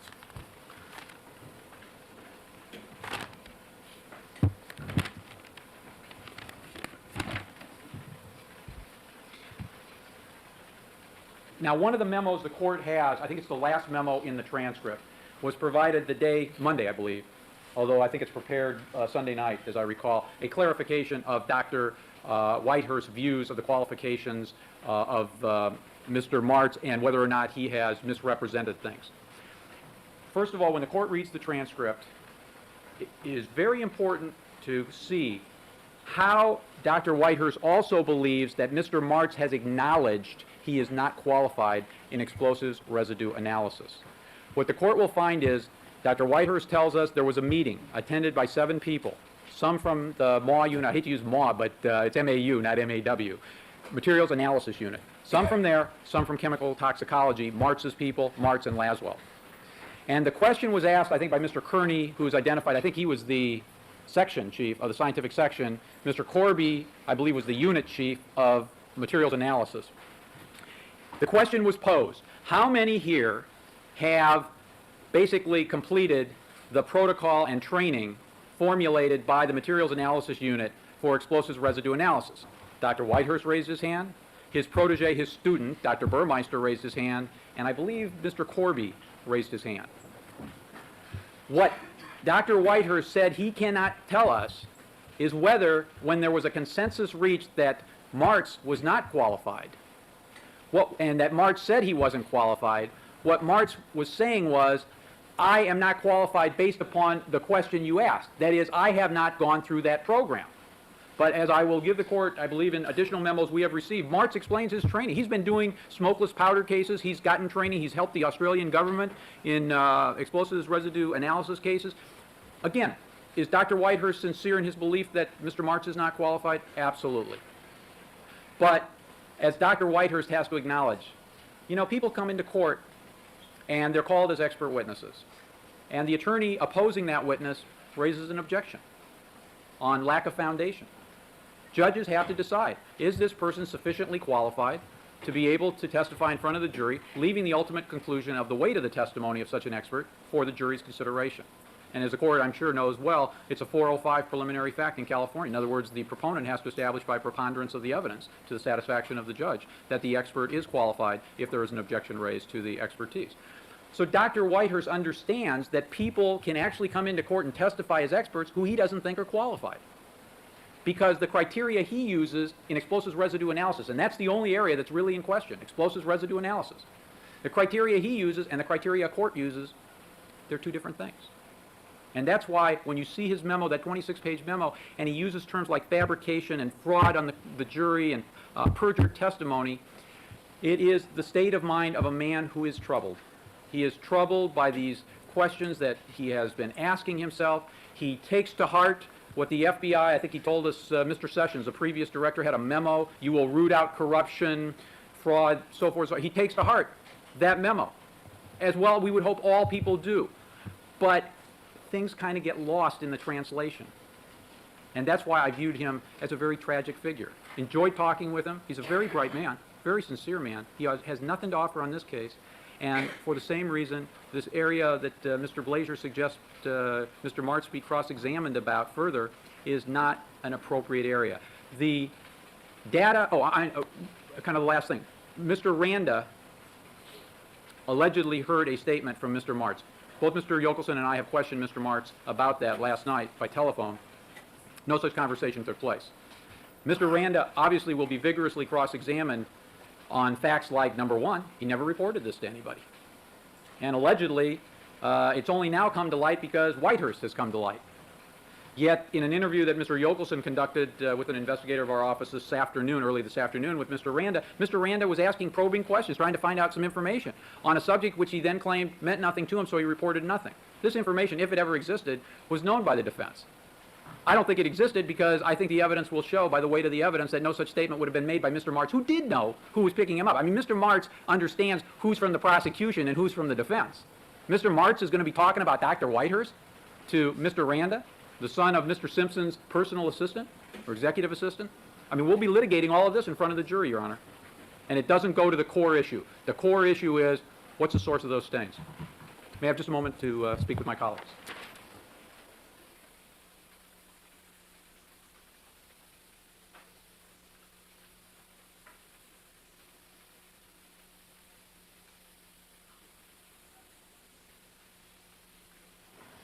Let me leave with the interesting observation, to me anyway, that in this case, who is the person who is saying it definitely is EDTA preserved blood? A mini trial that nobody wants if one is searching for the truth. I would be more than happy to make certain that if the defense wanted to reopen their case in chief and bring somebody in who did the analysis on the stains, to say that they came to a reasonable scientific certainty from EDTA preserved blood, I believe I could prevail even on Ms. Clark to say, let's hear it. That's important testimony. I don't think we'll hear that. We shouldn't hear the collateral stuff either. Thank you, Your Honor. Thank you. Mr. Blazer, any brief response? Yes, briefly, Your Honor. It absolutely amazes me that statements would be made about Mr. Randa, and what they ask Agent Martz is, did you say that to Gary Randa? Apparently they didn't ask the question, were you concerned about the fact that you were under investigation at the time you testified? That's the issue. It's not whether he said something to Gary Randa. The fact that he said something to Gary Randa just tells us that he was concerned. And I have to infer from what Mr. Kellberg just said, that they didn't ask him that, whether he knew he was under investigation and whether he was concerned about that at the time of his testimony. We did ask him, Your Honor. I just didn't make reference to it in my statement. Well, we still don't know whether he acknowledges he knew he was under investigation and was concerned about that. He tells us neither. All right, counsel, thank you. Mr. Blazer. I found it flabbergasting on Sunday and again today with Mr. Kellberg has apparently taken the position that with material that might be exculpatory, that a scientist might put into a report that might help the defense, shouldn't be there, and the reason it shouldn't be there is because a defense attorney in a trial should be able to ask that question. Now, that's not the way it works. Most cases don't go to trial. Most cases are settled. I would not put an expert, I would not call an FBI expert and start doing discovery on the stand in front of a jury to ask them, well, what else, that's just not the way it works. Brady requires that exculpatory material be made available. Not that it be suppressed, not that we have to go hunt for it, not that we have to ask questions in front of a jury about it, not knowing what we're going to find. I think this particular issue as to whether Dr. Whitehurst is a sad man or not and whether he's being unreasonable or not is very easy to solve. Mr. Cohen has the World Trade Center report that was prepared, the corrected report that was prepared by Dr. Whitehurst, and he has the returned copy that was sent back to Dr. Whitehurst to say, take these things out of this report. And I understand the FBI has just given us permission to allow the court to review that report in camera so you can see, the court can see, what it is the FBI wanted him to take out of his report to determine whether this is suppression of exculpatory material or not. The question that Dr. Whitehurst has, and he talked to me about it as well, his question as a scientist, and by the way, he is very proud of being a member of the FBI. He is very proud of that laboratory. He is not maintaining that they are all crooks. His complaints have been with very few people, and he is a very dedicated man, and he's very proud of his law enforcement role.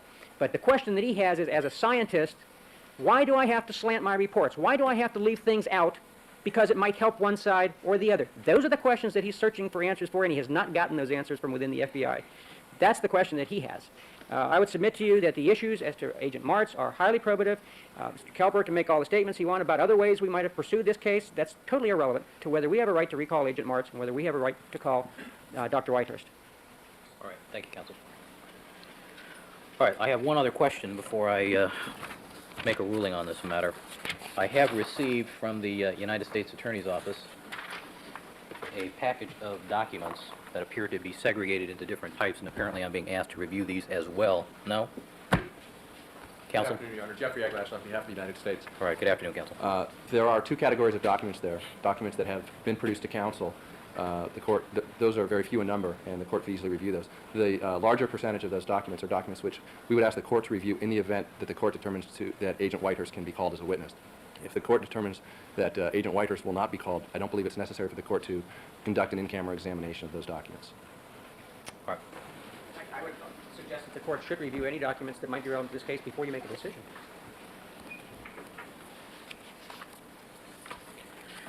All right, counsel. I need to read both transcripts. Can I give the court the additional, I think I read just the one additional memorandum. Sept, the routing sheet? No, No. this is the one I read from the DNA. It is a memo from Dr. Whitehurst to a person by the name of Strohl, S-T-R-O-H-L. All right.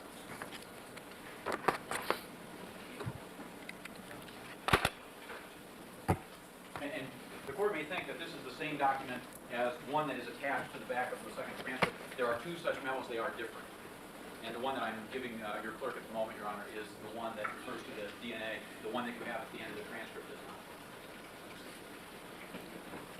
And we also request that Agent Martin be directed to come to California so that if we are permitted to call him, we can do that tomorrow. All right, what are the plane schedules for this evening? Your Honor, I am not aware. I had asked Mr. Marks, I believe yesterday when I talked with him, to check on evening flight schedules, and the morning flight schedule, I believe, gets him here at about 11 o'clock, assuming there are no delays on either end. All right. That I know for sure. Okay, I will direct that he appear here in Los Angeles tomorrow. All right, will you communicate that with your witness coordinator? I certainly will. All right. All right, counsel, I'm going to take the matter under submission, take the transcripts home tonight, read them. I read all the other materials that were submitted to me, with the exception of the additional reports that have now been submitted to me. I'll read those, I'll read the transcripts, and I'll rule tomorrow morning. Thank you, Your Honor. All right, thank you, counsel. We'll stand at recess till 9 o'clock.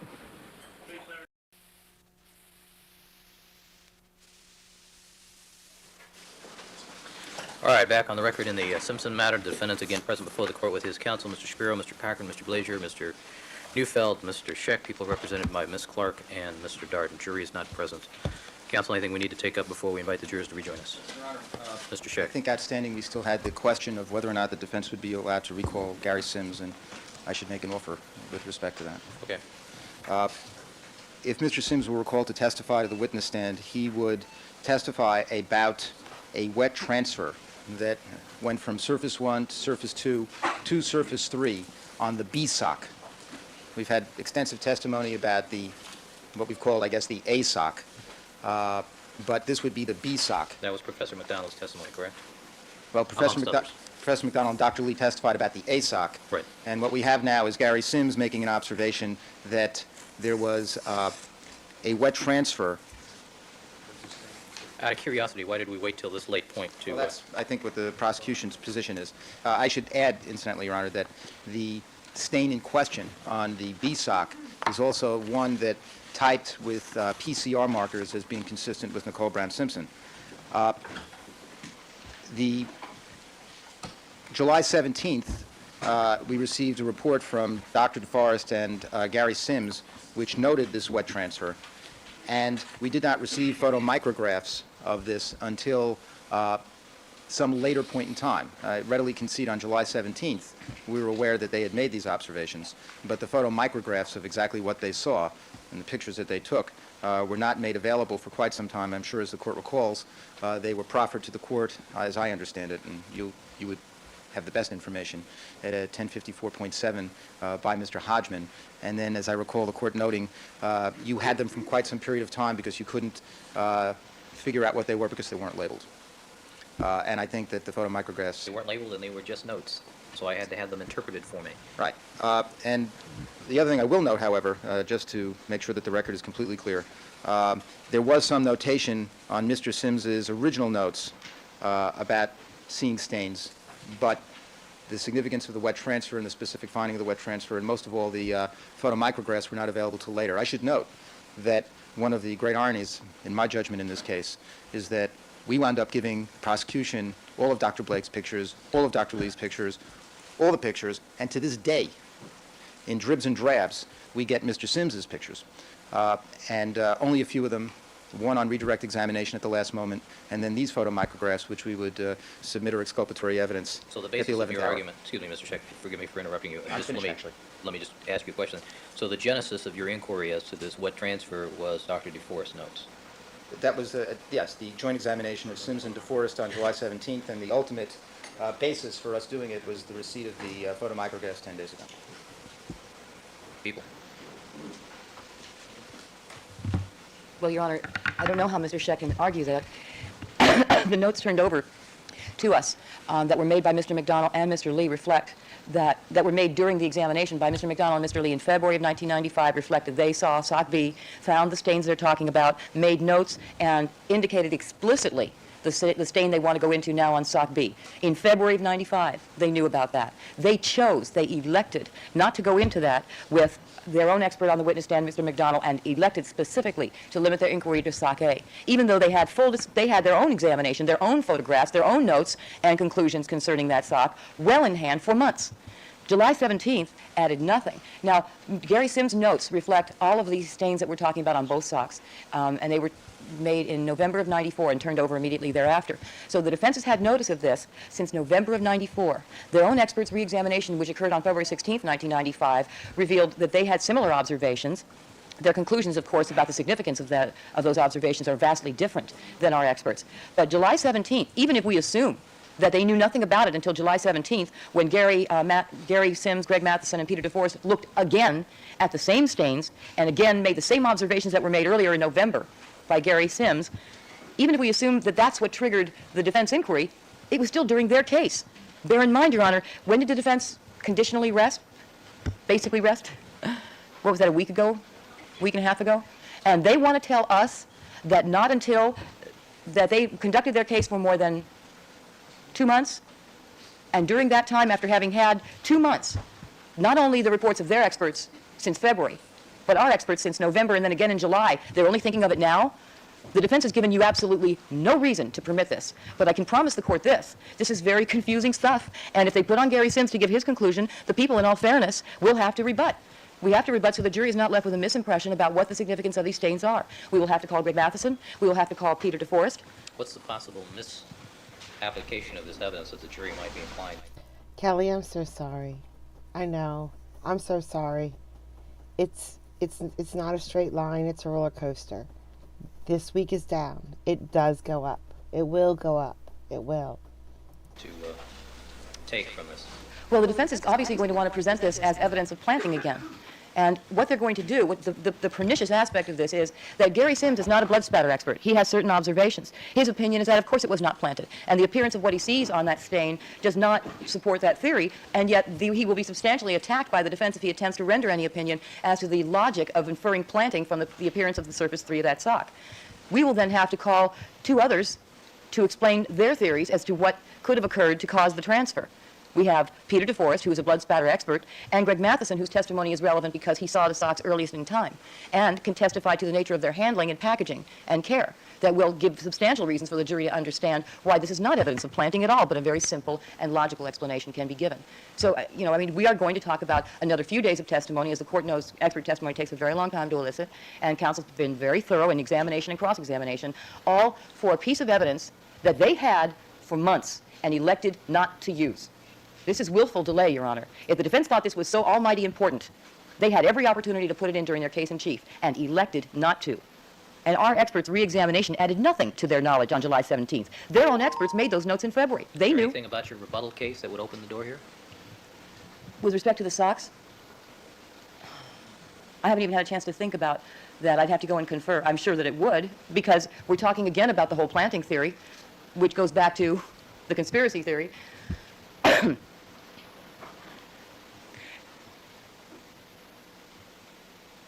I'm so tired, Your Honor. I'm going to need a moment to consider the full ramifications. I'm talking, when I say I'm going to need to call those 2 witnesses, This has been a rather mind-numbing experience. Well put. I agree.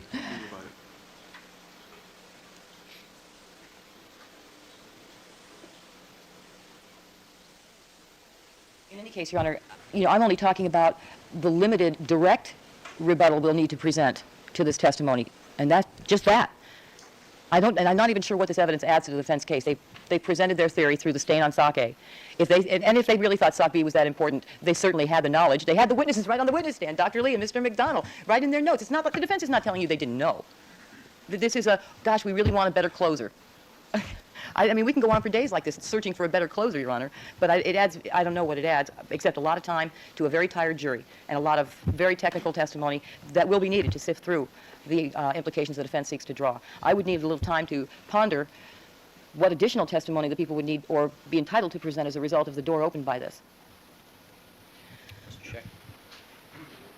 Just 2 brief comments, Your Honor. I realize that it is a very tiring experience for all of us, but I hope this is not a preview about how facts are stated in closing argument. The fact of the matter is that there was an examination in February by Dr. Lee using a microscope from the LAPD that I believe the testimony was constantly out of focus and didn't go more than 2 times. So I think that she's just misstating what kinds of observations could be made. Yes, stains were seen on the both socks. They were observed, but not with the level of particularity that are required to make an evaluation of these wet transfers. I will agree that Gary Sims is not a blood spatter expert, and we're only bringing him in for observation of scientific fact, and I certainly don't expect to hear the prosecution put in their closing argument that he was a blood spatter expert. Indeed, I think that's what makes this more significant, that when the prosecution's own blood spatter expert, Peter DeForest, saw it on July 17th, the full significance of the observations became apparent. Well, Mr. Scheck, if the defense did in fact though have access to the sock, and if Dr. McDonald did have the opportunity to look at this, and if blood stains were noted on the interior of the sock, I mean, isn't that the whole point of this? Well, it's in terms of their notes, it's not accurate to say that they made those particular observations when they looked at the sock in April with respect to the B sock. Secondly, I must say that I do reject the notion that if prosecution experts, upon further examination of the B sock after defense has raised issues about the A sock, come up with findings that are exculpatory, obviously exculpatory, they even presented to the court in chambers because they knew it was exculpatory. That's why we haven't seen Dr. DeForest in this case, I would submit, or it's certainly a fair implication. It doesn't seem to me that the argument that, well, the defense experts, had some kind of limited opportunity under certain circumstances to make observations of the sock, therefore they should be precluded from even putting on exculpatory evidence that the prosecution experts found. But this all has to be done in a timely manner, though, is the concern. Well, Thank you, Kelly. Thank you, Because thank at you. this point, we're talking about calling Mr. Sims down from Berkeley, and then I assume that this is going to require Dr. DeForest from New York. well, not from our point of view. What we needed were the pictures. Proof. Or what, do you have the photomicrograph of this particular surface? With us, we have them. Oh, and Mr. Sims has a set. We've discussed those with him on the phone. Oh, I understand that. I'd like to see it. Oh, I thought you had seen it. You were the ones that, you gave it back to us. I'd like to refresh my recollection as to what's there to see how significant it is. Well, I mean, I mean, you don't have this, you're asking to call the witness, but you don't have the stuff available. well, no, we asked him to bring the originals with him. May I ask what the notes of Dr. Lee concerning his examination of the socks in February and April? I think the court will then see clearly that Dr. Lee saw exactly what they want to now present in late September. Does it say wet transfer? Well, it's circled. I'd like the court to see it. It's one page of the diagram. It's very clear that they knew what this was and significance of it. You got it? I have you brought down that one. Do you have Mr. Sims' photomicrographs available? No, I don't. I didn't know they were in it. This is the first I've heard about them. All right. Well, let's do this, counsel. Let's proceed with Commander Bushy's testimony with the jury. After we conclude that, hopefully these materials will be available and I can determine that. All right? Yes, Mr. Neufeld, good morning. Ms. Clark and I have entered into a stipulation regarding the syringe. Bless you. And we will introduce the syringe, and we can do that at your pleasure. All right, why don't we do Commander Bushy's testimony, and then we'll do the stipulation Fine. regarding the syringe, and then we'll see where we are with Dr. Lee's notes. All right? May I ask a question regarding Mr. so we can move right along, which obviously we want to do. I just want to get some idea that if we determine regarding Mr. Sims, maybe we can make some calls and make sure that if you let us call him, he can be here. This afternoon? Yes, as soon as possible. Do you want us to make some calls and check that out also? Because I think it would be wise to do that. We'd be in a position to rest at that point, conditionally rest. I have my young people before his turnaround, and we're going to have to get Greg Madison to come. Well, We're going into next week for this one. Judge, the question is, while I'm still up here talking, the question is, you have to make that judgment. You have not been loath to exclude witnesses where you thought it was appropriate. And if they have nothing to say, they have to make an offer of proof. So it's not like they can threaten you with witnesses. That's your call. We made our presentation, right? So I'm just saying, I've done this precaution. Let's see if Sims can be here this afternoon. All right, let's do this. While we are going forward with Commander Bushy and with our syringe stipulation, perhaps we can have the attorneys not otherwise occupied check on the availability of these people so we have some guess Thank you. I think it's wise. Thank you. All right. All right, Deputy Trier, let's have the jurors, please.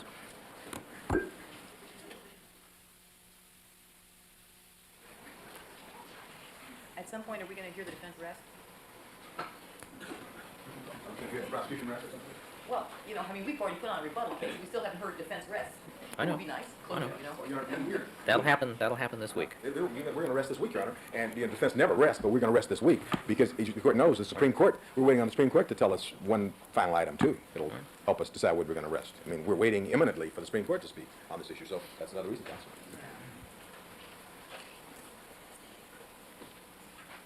We'll wrap it up this week. And I'm sincerely hoping to at least, if we don't instruct Friday, then instructing on Tuesday and starting with arguments. All rise. I don't know.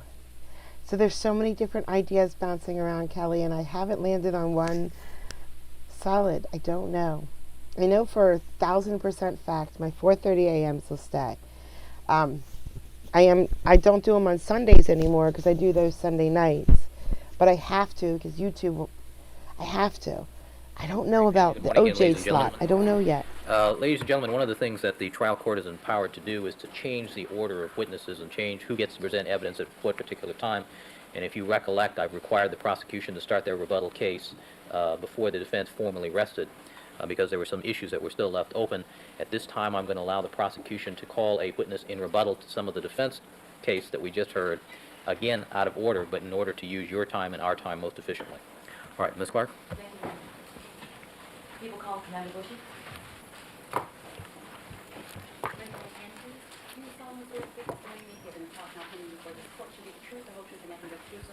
I do.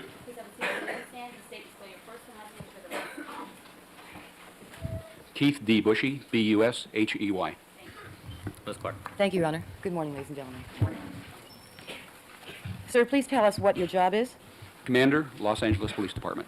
and where are you assigned, sir? I'm presently the commanding officer of the personnel group. And can you tell us what your duties are and what your responsibilities are? My present duties as the commanding officer of personnel group provide me in a position of oversight over several other department commands that deal with recruiting, hiring, promotions, transfers, equal opportunity, the Reserve Corps, medical issues, and employee assistance. Okay. Were you so assigned on June the 12th, 1994? No. Can you tell us what your assignment was on June the 12th and 13th of 1994? At that time, I was the assistant commanding officer of Operations West Bureau. And what were your duties at that time, sir? As the assistant commanding officer of Operations West Bureau, I was second in command to a deputy chief who was responsible for roughly 1/4 of the city of Los Angeles for the delivery of conventional police services to include patrol and investigative. And that portion of the city encompassed the geographic areas of Hollywood, Pacific, West Los Angeles, Wilshire, and also the West Traffic Division. Is that all? I specifically had functional responsibility over the detective function, and in the absence of the commanding officer, who was ill on frequent occasion, I served as the commanding officer of that bureau. Were you then acting as the commanding officer on the night of June the 12th and early morning hours of June the 13th, 1994? I was acting as the assistant commanding officer that evening, yes. When you say that you were supervisory, you had supervisory duties over the detective activities? Not line supervision, but I had functional supervision over all investigative activities in that portion of the city. And what does that mean in terms of what you supervise? Oversight over the investigative function, the virtual investigation of all crimes that would be handled at the area level, to include the training, the deployment of detective personnel, ensuring that the commands had the resources they needed with which to carry out their functions, and overall oversight of the investigative function. All right, so directing your attention then to the early morning hours of June the 13th, 1994, did you receive a phone call or speak with Detective Phillips? Yes, I did. And do you recall approximately when that was? To the best of my recollection, and I'm sure that I'm pretty close, probably right around 2:30 in the morning. And when I say Detective Phillips, are you aware of who I mean, Detective Ron Phillips? Yes. And you know him personally, do you, sir? I do. And who was in charge of that crime scene when you spoke to him at approximately 2:30 on the early morning hours of June 13th? He was Detective Phillips. And why did he call you? I was called as part of the notification process within the police department. When certain things occur, certain notifications need to be made. In the instance of a particularly noteworthy crime, one that's likely to attract media attention, one of the things that takes place is the Bureau is notified, and I was the right person to notify. So is that standard operating procedure then? Yes. Are they required also to keep you apprised of the developments of the case? Significant developments, yes. Now, sir, had you had any previous experience with a high-profile case? Yes. And what case was that? Oh, the Belushi death. John Belushi? That's correct. And was there some particular experience with respect to that, sir, concerning the habit or practice of notification to the next of kin? Yes. Can you tell us what that was? Oh, well, I take it that we're going to relate this directly to... Exactly. Briefly. Very. The Belushi situation was very troubling for me personally because the time frame from the time that his body was discovered until the media had that information was very, very short. Bobby, And, that would take months. I felt very bad or at the number of his years. relatives who I'm working on certainly it. learned I've about his reached out to death him. through the media I sent rather him than an through the email. family notification process. And as a result of that and other experiences, one of the things that I've always felt very strongly about. He's answered the question. Next question. Now, after you spoke to Detective Phillips that night, sir, did you get another call from an officer at the scene? Yes. And who was that? Captain Connie Dial. And who is she? She, at that time, was the commanding officer of West Los Angeles Patrol Division, and she was the ranking officer from West LA area who responded to that scene. Now, when you spoke to Detective Phillips the first time, I think you indicated approximately 2:30 a.m. And by the way, that's an approximation, sir? That's correct. When you spoke to Detective Ron Phillips at that time, did you give him some command or order? Yes. And what was that?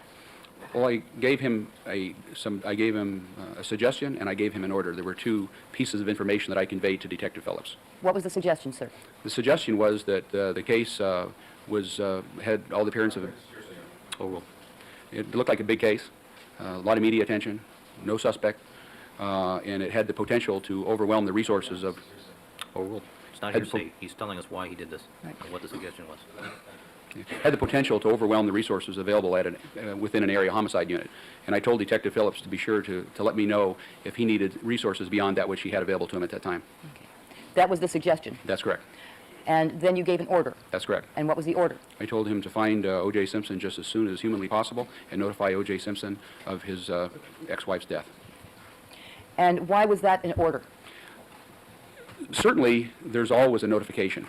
But the sooner we can make the notification to a principal, in this instance, Mr. Simpson, it stands to reason that that family notification will take place. And I wanted to do everything humanly possible to minimize the number of her relatives, nieces, nephews, uncles, aunts that would hear it over the media the next morning. I wanted her relatives to learn of her death through the family and not through the media. And the sooner we could make that notification, the more likely that would occur.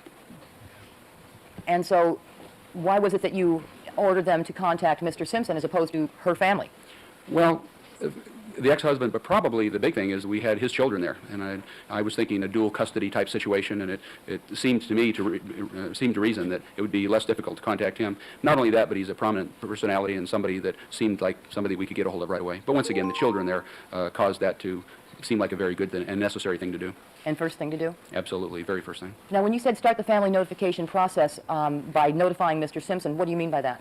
Well, I think it stands to reason, and certainly it does in my 30 years of police experience and 50 years as being a human being. I recognize that within a family, very, very good news and very, very bad news travels rapidly. And the sooner we can notify him, the sooner the rest of the family is likely to be aware of what occurred. You mean you would expect him to call them? Certainly. Mm-hmm. Now, after you had that conversation and gave that suggestion and that order to Detective Phillips, you indicate that you got another call from Captain Connie Dial. That's correct. And approximately what time was that? To the best of my recollection, probably an hour, perhaps an hour and a half later. Was there some event occurring at the particular time that you got the call from her with respect to which division would be handling this case? Yes. And what was that, sir? The decision had been made that indeed the resources of West LA Homicide may have been overwhelmed by the case, or may be overwhelmed by the case, and a request was made and approved that Robbery Homicide take over the investigation. And that's when Detectives Lang and Van Adder responded to the scene and did formally take over the investigation. Now, when you received the call from Captain Dial, did she inform you as to whether anyone from Robbery Homicide was present? I believe so. I believe that at that time both Van Adder and Lang were present. And at the time that she was speaking to you, sir, did she describe what she was seeing at the crime scene? Yes or no? Yes, she did. Excuse me?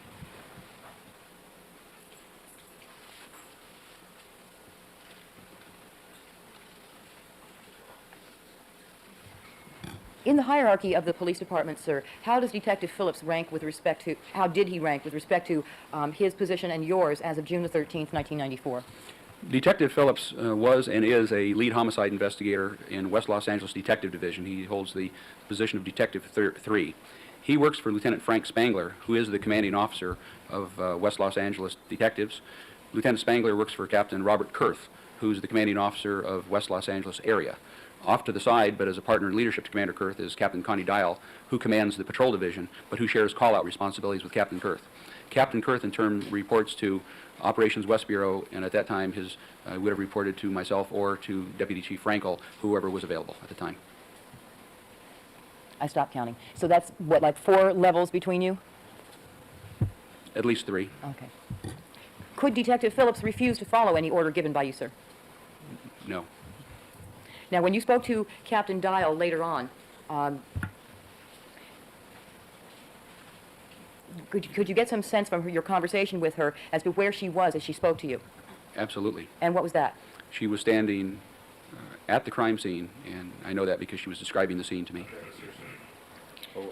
Now, at that time, you knew that Detective Van Adder and Detective Lang were there because robbery homicide had taken over. Yes. And did you inquire of her as to whether or not you had a suspect yet? Yes, I did. And what did you learn, sir? Sustained. She responded to you, did she not? Yes. She tell you O.J. Simpson was a suspect? Sustained. Okay. After you inquired of her as to whether or not there was a suspect, sir, based on what she told you, did you order anyone to be arrested? No. And what was your state of mind after your conversation with her? Sustained. Goes to explain subsequent conduct, Your Honor? Sustained. I'm sorry?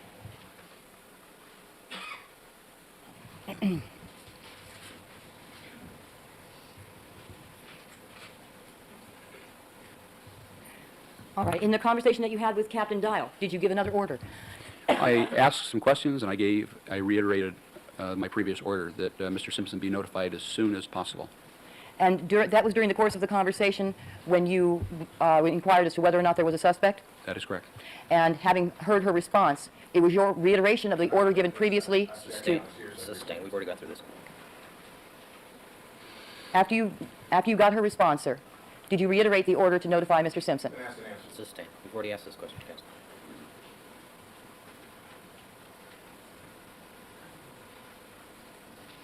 All right. Now, you had previously ordered Detective Phillips to make sure he made personal notification. Is that right? That's correct. And did you issue an order with respect to robbery homicide? Yes. And what was that order? I explained to Captain Dial that even though robbery homicide had taken over the investigation, and even though robbery homicide was not in the chain of command of West Bureau, as a staff officer of the Los Angeles Police Department, I am reiterating my order, and I wanted robbery homicide to find Mr. Simpson as soon as possible and ensure that the notification took place. And I reiterated my rationale as to why I insisted that that occur. Okay. Was that a suggestion, sir? That was not a suggestion. It was not a hint. It was an order. And was it an order that you made very clear and you were very adamant about? Unequivocally clear. Now, you're aware that 4 detectives went to make notification to Mr. Simpson? Yes. And do you approve of that? Certainly. Is that unusual? No, not at all. And why is that? Well, I think each case is a little bit different. And in this case, we had some situations that had the potential of being very time-consuming. We had robbery homicide, I don't believe, was familiar with that area. We have a couple of detectives who are familiar with that geographic area. We don't know what type of, how many people are going to be where Mr. Simpson is. We don't know what degree of grief and we're going to have to deal with. It may be, and frequently is, that we have to leave somebody with a grieving relative until a clergyman or someone else shows up. We have a couple children involved, and those can become very complex issues. There's a likelihood that we might interview witnesses, and so it's not at all unusual that we'd have 4 detectives respond to a situation of that nature. Now, was this in some sense preferential treatment, sir?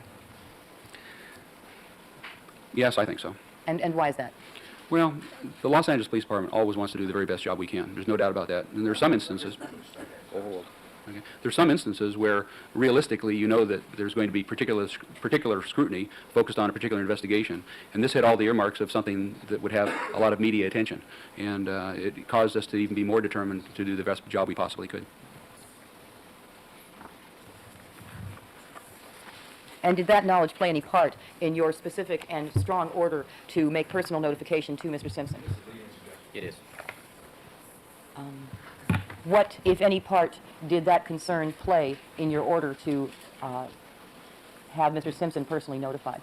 There was no doubt in my mind that as soon as the media became aware of this tragedy, it would be all over, virtually every TV station and every radio station.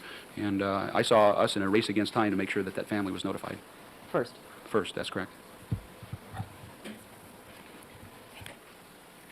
Thank you, sir. Thank you. Mr. Cochran?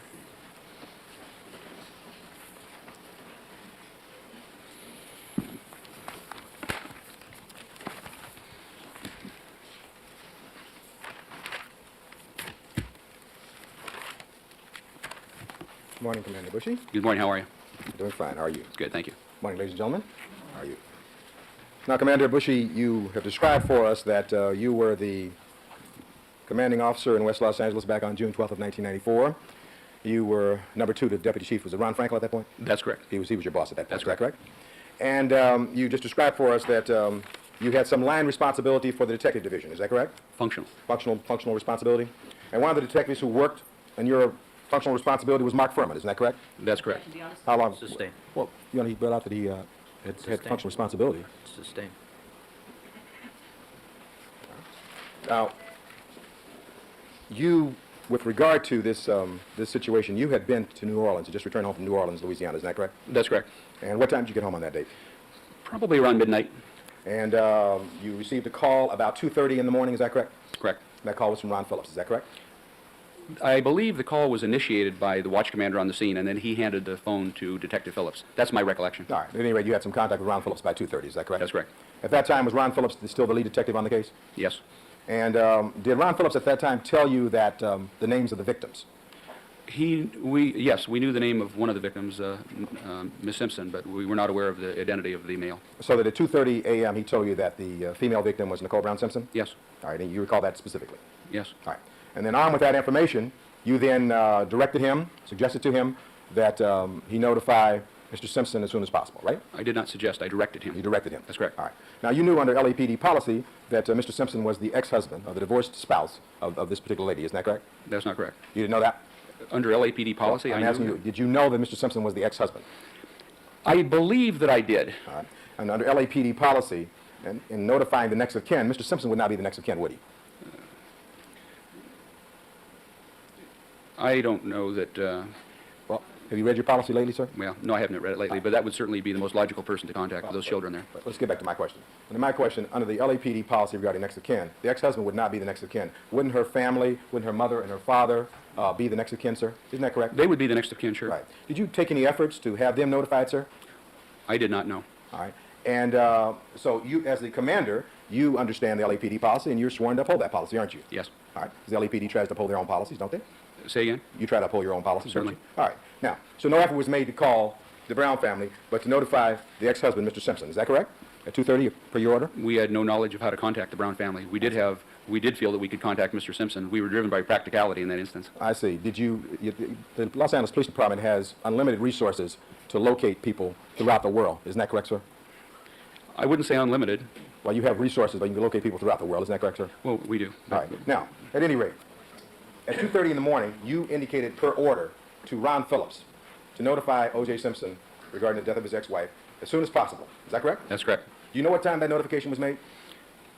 It was made at some time after that. I don't recall the exact time, but it was made at some time after that. Would you be surprised the notification was made after 5 o'clock in the morning, perhaps 2.5 hours later, more than that? I would have preferred the notification before then. That's not my question. My question, are you aware Yes. that your order, which he was duty-bound to follow, was complied with some 2.5 hours or more later? You Yes. aware of that? Yes. All right.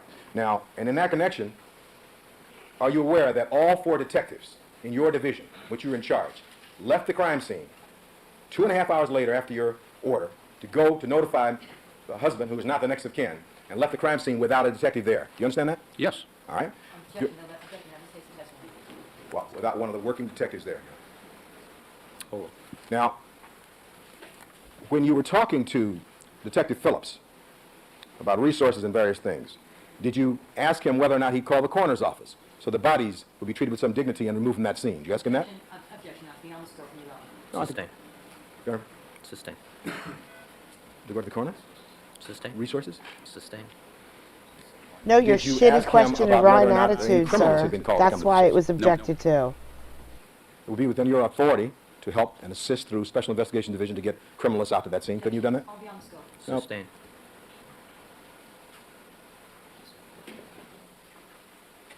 Now, at some point, you became aware that Ron Phillips and Mark Furman were taken off this case, isn't that correct? That it was taken over by robbery homicide downtown? Taken over by robbery homicide would be a better term. Okay, taken over by them. That's correct. And so they were basically off the case at that point. It was handled by Van Adder and Lang, right? Well, they would continue to assist subordinate to Van Adder and Lang. All right. That would be our common practice. They would then be in charge, right? Van Adder and Lang would, that's correct. Do you know what time that took place? I'd be speculating. All right, well, please don't speculate. But at 2:30, was it your understanding at 2:30 that Phillips and Furman were still in charge of the case at that point? Yes. And you gave Phillips a direct order at that point, is that correct? Direct order. Now, you mentioned the fact that your interest in this whole area was steeped and piqued by your experience in the John Belushi case. Is that correct? Not exclusively. Well, that was an example you gave for us. That was an here. example Is that I correct? provided. And in the Belushi case, there wasn't an immediate response to the scene by the coroner, or was there? Sustain. Well, Sustain. are you aware that Dr. Michael Batten testified as a coroner? Sustain. Sustain. It's not relevant. Belushi Counsel. case. Over at the sidebar with court board, please.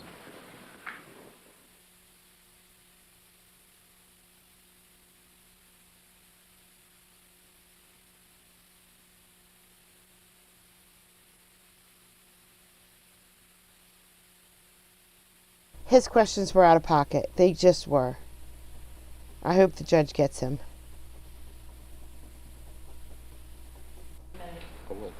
Well, I think I've answered that question, but I'll answer it one more time. Answer for me. Enough. Okay. Well, first of all, we've got a very high-profile case. We've got a couple victims involved. We've got somebody that needs to be notified. We don't know how many other people may be there.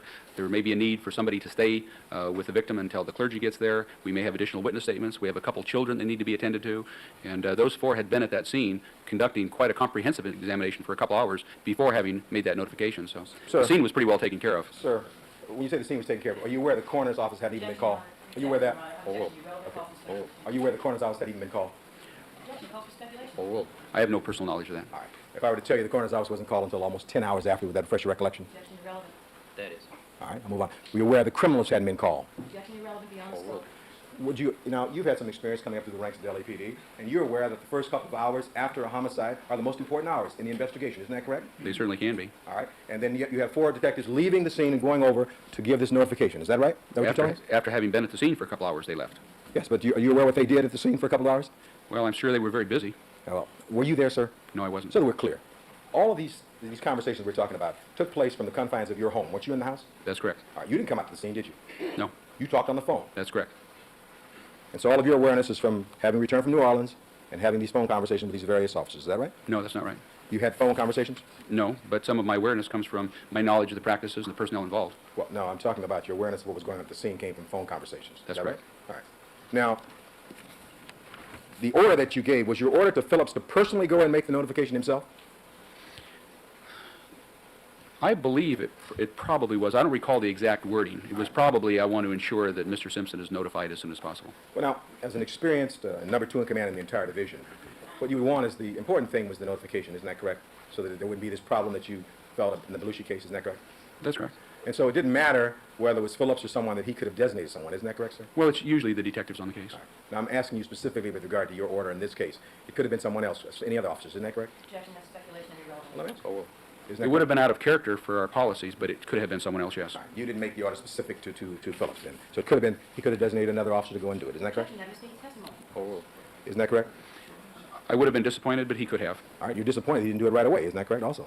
Well, there's a lot of other things that need to be done. That was not the only thing that needed to be done. And remember, I said as soon as possible. And possible means when it's practicable within the scope of the investigation. Right. There were other things taking place. All right, but since you weren't there, do you think the 2.5 hours was as soon as possible? Well, given the magnitude of that crime scene, it's not surprising that they had to spend some time there. All right, and given the magnitude of the crime scene, do you think they should have called the coroner's office right away? Objection, Sustain. All right, now, I want you to name for this jury one other case where 4 lead detectives at a crime scene left to go give notification to a person who was not the next of kin. Well, I can't. Objection, that's argumentative. You know, in most cases, I'm not. Could you answer my question, please, sir, if possible? I cannot give you a specific case. Okay. However, there's not been another case like this one either. I just asked you to give me an example, so the answer is you can't, right? Is that what you're saying to us? If I were to give it some thought, or there had been some additional dialogue, I might be able to. You keep thinking about it. For right now, you can't you? That's sir? correct. All right, sir. Thank you very much. May I have just a second, Your Honor?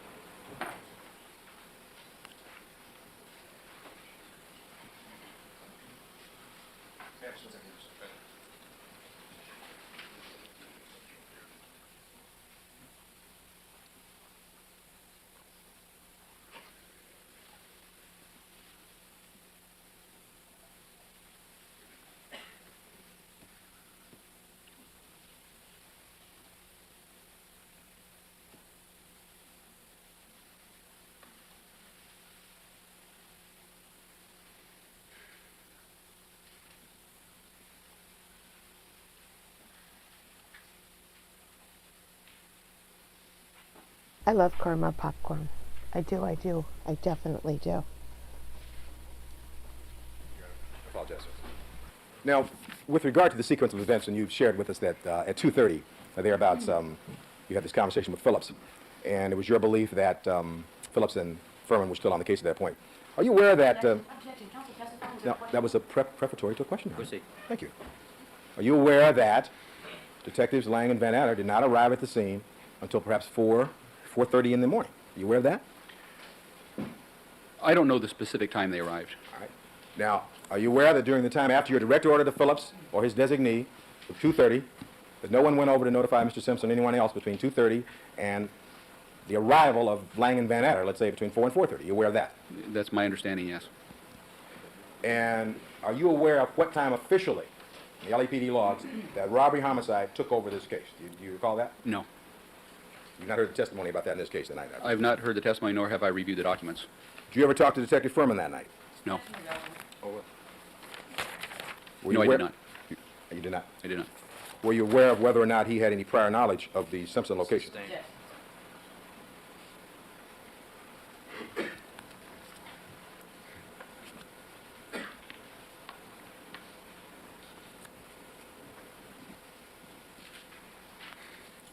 When you had this conversation with Captain Connie Dial, who was the captain in patrol that particular night, about what time was that? To the best of my recollection, it was probably an hour and a half or so after my conversation with Detective Phillips. I would have put it between 4 or 4:30, probably somewhere in that vicinity. What time? 4:30, Well, I thought you talked with, did you talk to Phillips at 2:30? about 2:30, yeah. All right. And isn't it true, according to your report, that you talked with Commander Connie Dial about 1 hour later? Hour and a half, hour and 45 minutes, somewhere. I couldn't be specific. Well, let me show you a report and see if it's fresh in recollection.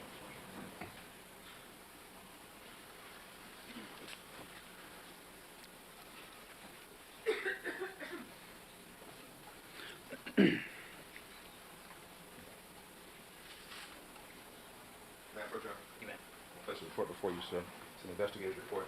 I'll ask you to, I'll direct your attention to the time frame. Let's do, when you talk to Commander Connie Dial, read that sentence there and see whether or not that refreshes recollection, sir.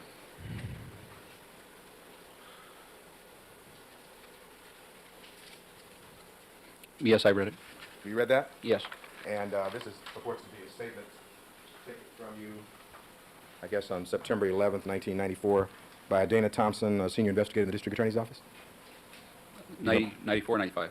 95. That's probably a pretty accurate reflection of what I said. Right, last week. And at that time you told him, did you not, that approximately 1 hour later, after your conversation with Phillips, that you spoke with Captain Connie Dow? That's correct. Right? So if you talked to Phillips at 2:30, you talked to Connie Dow at 3:30, right? No. You talked to Phillips at 2:30? No, because I'm aware that at the time I spoke to Captain Dial, Van Adder and Lang were at the scene, so it would have to have been a little bit more than an hour. Well, let me see. You talked to Phillips at 2:30, right? That's correct. And when you talked to Dana Thompson just last week, September 11th, you tried to be as accurate as you could. Is that correct? Sure. And you told him approximately 1 hour after talking to Phillips that you talked with Connie Dow. Isn't that right? That's what I told him, yes. All right, and you were wrong in that, right? I think I was wrong. All right, now you recall that it was later, that robbery, homicide, and this detectives were already there. Well, in preparation for this testimony, I've organized my thoughts and tried to reconcile some of the different time sequences, so I think the hour was probably on the lean side. Probably more like an hour and a half, maybe a little bit longer than that. In preparing for your testimony, what have you read in connection with this case? I've read nothing. Well, how'd you prepare then? Well, I've become aware that at the time I spoke to Captain Dial, Van Ander and Lang were at the scene, and I think I've learned from you just now that at the time their logs reflected they arrived at the scene. So if you were accurate, that means that I was probably inaccurate with an hour. Was probably a little bit longer than that. So you think it was by 4:30 at that point? Whatever time I talked to Captain Dial, Van Ander and Lang were at the scene, so it would have been more than an hour after my conversation with Detective Phillips. So you knew then, 2 hours after you gave a direct order to Phillips, that he had not complied with your order or sent anyone else over there. Isn't that correct? Yes. Did you, as a commanding officer, did you get after him?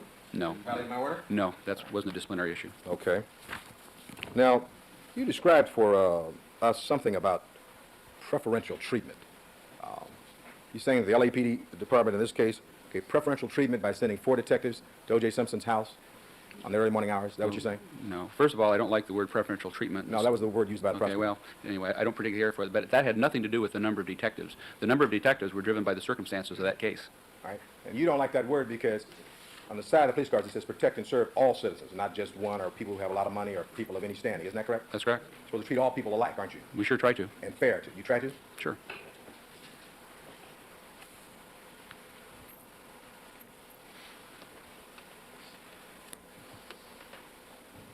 Are you aware of what Phillips and Furman were doing at that scene between 2:30 and 4:30, the arrival of the robbery homicide detectives?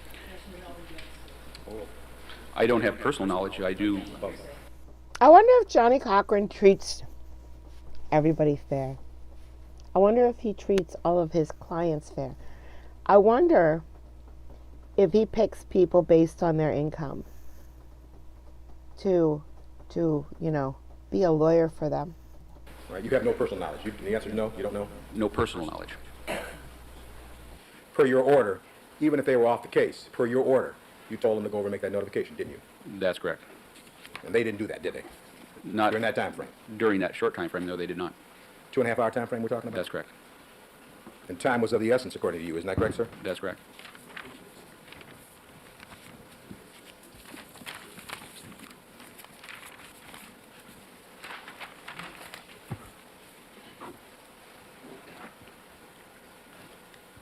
Who made the decision for robbery homicide to take over this case?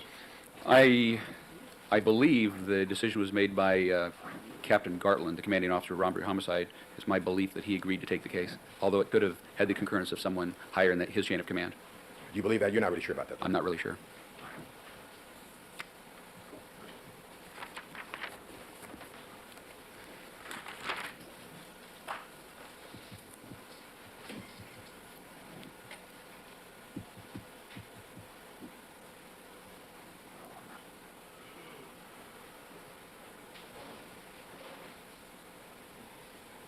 Yeah, just a second more, Your Honor.